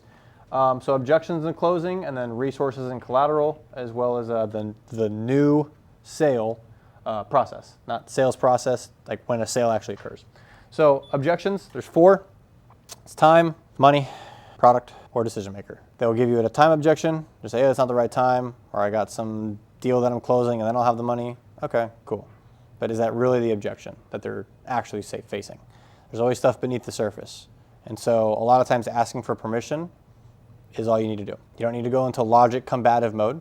Say, hey, can I have permission to ask you some questions about what's going on maybe with that business dealing? Okay, cool. So tell me about it. Like what happened with this? What happened with this? Cool. Is there a business partner involved with that, or what's holding up that deal going through? Oh no, it's just I haven't signed the paperwork. Really, dude? You got to sign the paperwork and that's it? Like that was the real thing? Okay, cool. How long does it take you to get that done? A couple days. Okay, cool. Awesome. So now I actually know what his real thing is, or it could be completely different. Could be a time objection, and then it's really a money thing. So if it's, hey, now is just not the right time, I got a lot of stuff going on. Okay, cool, gotcha. If you don't mind me asking, what about it is not really the right time? You said that you wanted to, on your application, move forward within a week or so. Is it more so just a certainty thing around, not sure if this is the right product for you and this is the right program? Or is it more so a financial thing where you're not sure of the commitment? And now you can combat and go downstream whether it's actually product and handle any uncertainty there, or if it's a financial thing. And if it's a financial thing and you get that constantly, something's wrong with your marketing. If it's an uncertainty thing, then it's something in your beginning of your sales pitch and the pre-call resources. But a lot of times, like I've had calls where they say it's the timing, and I use the new sale process to launch them into it. Kind of like they're pulling back saying, oh, now is not the right time, not the right time. And I'll leverage that and let the arrow go, and it propels them forward. So a good way to do that is, what about it's not the right time? Yeah, I just want a couple weeks and kind of evaluate and all that kind of stuff. Yeah, I totally understand. This isn't a pressure situation. We never twist people's arms or take their last money to get into a deal. But let me ask you, what does that 2 weeks do for you? Oh, it just gives me some time to think about it. Oh, I see. So it's mainly just you want some time to kind of review the information? For sure. Well, personally, if I can, I like to be super efficient with time. 2 weeks is a huge cost and opportunity cost. And so let's play this out. 2 weeks we wait and then you get started? Or 2 weeks you get started now and your store is already going through authentication processes and you're getting launched within a week after that, as an example. Right. It could be, or you can implement this immediate script right away. We can launch your ads right away. We can get your content already shot right away. We can create the scripts already, and you could already be booking and actually shooting your content already, making that end desired result, whatever it is, materialize faster. Like, oh, shit. Didn't think about it that way. So then the question becomes, well, how valuable is your time? And how valuable would your time be if you got started now with the program, right? So you're just pulling them into what their desired result is. Do it ethically, of course, and what you can deliver on. So that's why the automations really help, because it can cut all that BS out of the way and actually get to the freaking point of helping that person. That's on that side. And then the resources, some people are going to need to think about it, right? I'm not going only for one call closes, especially as you get higher ticket. It might take a little bit longer. That's okay. You saw that our prior cash conversion cycle was 16 days. So it might take 2 weeks. It's okay. As long as we know the data and we can work towards condensing that, it's fine. So resources, why now is the best time to get started if you had a scarcity type of deal. Like Black Friday and Cyber Monday is right around the corner, or these holidays are right around the corner. For you to actually take advantage of it, here's the timelines that it takes to actually, especially working with us, or if you were to do this yourself, how long it would actually take you for you to be actually prepared. It actually takes like 2 to 3 months. So if you're coming in July, you better start getting ready for Black Friday, Cyber Monday for a content agency offer, right? Because coordination of shoots, getting product over, all that kind of stuff, right? So like you can use their own business and their own industry to explain why timing is supposed to be now. You can do the same thing, like, hey, I'm shopping around, it's you guys, and I'm concerned about price. If they can't afford the upfront payment of a 10K program or whatever, try and do some payment plans, like 2 pays. I don't like to go 3, 4, 5, or 6 pays or anything like that. And just that's up to you as the business owner if you're betting on them or not, because then it messes up all the cash conversion cycles and stuff like that if they don't pay on that. There's a difference between revenue and cash. Revenue is what the contract value is. Hey, we closed a $100,000 deal, cool. But if they only paid us 30 grand, well, doesn't matter what revenue was, it's the cash, right? So that's kind of like with the coaching offer. With high ticket offers, you can kind of productize it, but if it's coaching specifically, sometimes it gets they can get into their emotions about the decision a little bit, because that's what coaching is, right? You're betting on yourself and you're going through it. So sometimes that can help break up the payments. and just be there for them. So the resources and stuff, I wouldn't make like a video about, hey, we have payment plans available. That's done on the sales call. The videos would be more so about, hey, look at John. John worked with us for 47 days. His first 6, 14 days or whatever, he collected $1,500 in cash. Then he collected $1,700 here. Then he collected $7,000 at the end of 30 days. So if the payment plans kind of make sense and you're trying to help them accelerate cash to then pay you, that's one bet that you can make. Depending at what level of scale that you're at, probably your first clients, I wouldn't recommend that, but I would say that's more allowable in the beginning than when you're at like crazy scale, because then you'll get people negotiating, oh, I'll pay you guys after you deliver. Well, it depends on what kind of business that you're trying to run. Are you trying to cash collect on the front end, or are you trying to take a bunch of rev share deals? Most rev share deals don't necessarily pay out because they haven't operated, the expansion planning, finances, and you're betting on their business acumen and their infrastructure instead of your delivery. So just being aware of that. All right, so that new sale process, something happens, like in the CRM or whatever, automate everything that you can to then get them into Slack or get them into the coaching program, the group or whatever, to then having them start having immediate wins, things that you could celebrate. In that sales process, or in the new sale process, you should have outlined from a delivery standpoint things that you can celebrate along the way. This is how you kind of create the client wins culture, as well as just like having great reviews and stuff to get referrals. How many wins can you stack in the shortest amount of time possible? And they can even be wins that you guys don't think are wins because you're subject matter experts in your space that I don't think is a win, but it's a win to them because they've never done it. Like, hey, you just got your first broker relationship? Dude, that's freaking awesome, man. Dude, we just got your first got your first reel to get 15,000 views? Dude, that's freaking awesome. Let's go. Like, celebrate those things that they can have that emotional buy-in to. And it's just to celebrate the client, build that relationship over time. And the sooner that you can have those moments celebrated and walk them through the process, then they'll have that trust and that loyalty over time. And it's not even like, it is loyalty, but it's more so trusted authority that, hey, these guys know what they're doing. Especially as you get higher up in the pricing, that matters more. Now, some people may just pay you 15, 20 grand for your time. That's a little bit different of a deliverable versus like a scaled out coaching offer. But if it's like something that you're trying to move a lot of units with and bring people in, 100 new clients or whatever on coaching, or 50 new clients, you want to productize that out a bit so that way you have a clear activation and celebration process. So KPIs of the sales process, SQLs versus MQLs. So we talked about earlier, I'm going to sit down here, but we talked about earlier marketing qualified leads and what they're putting on the application. The appointment setter is, let me get some water. The appointment setter is the person that's verifying information, right? So the sales qualified lead metric is how congruent is a marketing qualified application or marketing qualified lead and a sales qualified lead. Meaning if we get 50 marketing qualified applications or marketing qualified leads and only 20 of those are actually sales qualified, then we probably need to change the questions on the MQL side because our efficiency isn't there. We haven't honed in the application process yet. People are lying on the application, right? People will lie. And people will lie that are qualified and they'll fall in the category that there aren't, Happens. But that's just a metric to be aware about. That's at the appointment setter level as well as the closer level. It's kind of a blended metric. The appointment setter is supposed to qualify that and tee up the closer for better qualified deals, and still will need closing and stuff, but that's the whole purpose of the appointment setter / qualifier. Qualifier, you guys have probably heard me say that term a couple times. That's more so back end, whereas appointment setting can sometimes be prospecting and doing lead gen or following out. A qualifier is to confirm and qualify the application for the closer as like a tee up. It's still appointment setting, but it's not a newly generated appointment. It's kind of like an appointment confirmation. And they're qualifying to make sure that that's actually a person they should talk to. Okay, number of no-shows and the percentages of no-shows. So I was asking you earlier to figure out what's happening there. How can we condense that? How can we change that? You have a really good no-show rate, by the way. 25%, 75% show rate. It's pretty good. Pretty good. So the demand of the marketing is either so intense that they need that problem, or that they need that solution to that problem, or you're just really good in between the steps here of pre-framing them properly. And it's probably a combination of both. If you have a really strong marketing message and your targeting is down pat, you're solving a real problem, and there's not a lot of other providers, then you're probably marketing really well. Could be enhanced, maybe changed, et cetera, amplify the message a bit more, but it sounds like you maybe need some more back-end, expansion a little bit for the fulfillment. But that's a really good metric to watch.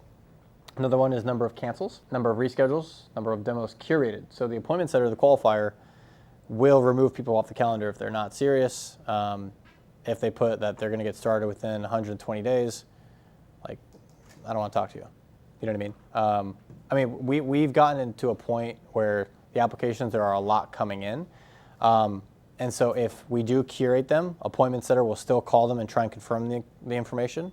And maybe it's different. Maybe they said 120 days, but it's like 2 weeks, you know? So there's going to be some discrepancy. But you want to see how many demos you're really curating, because then that you can strengthen your filter or loosen up your filter, you know? If you have 0 demos curated, then loosen up the filter a little bit, because you're probably missing out on a lot.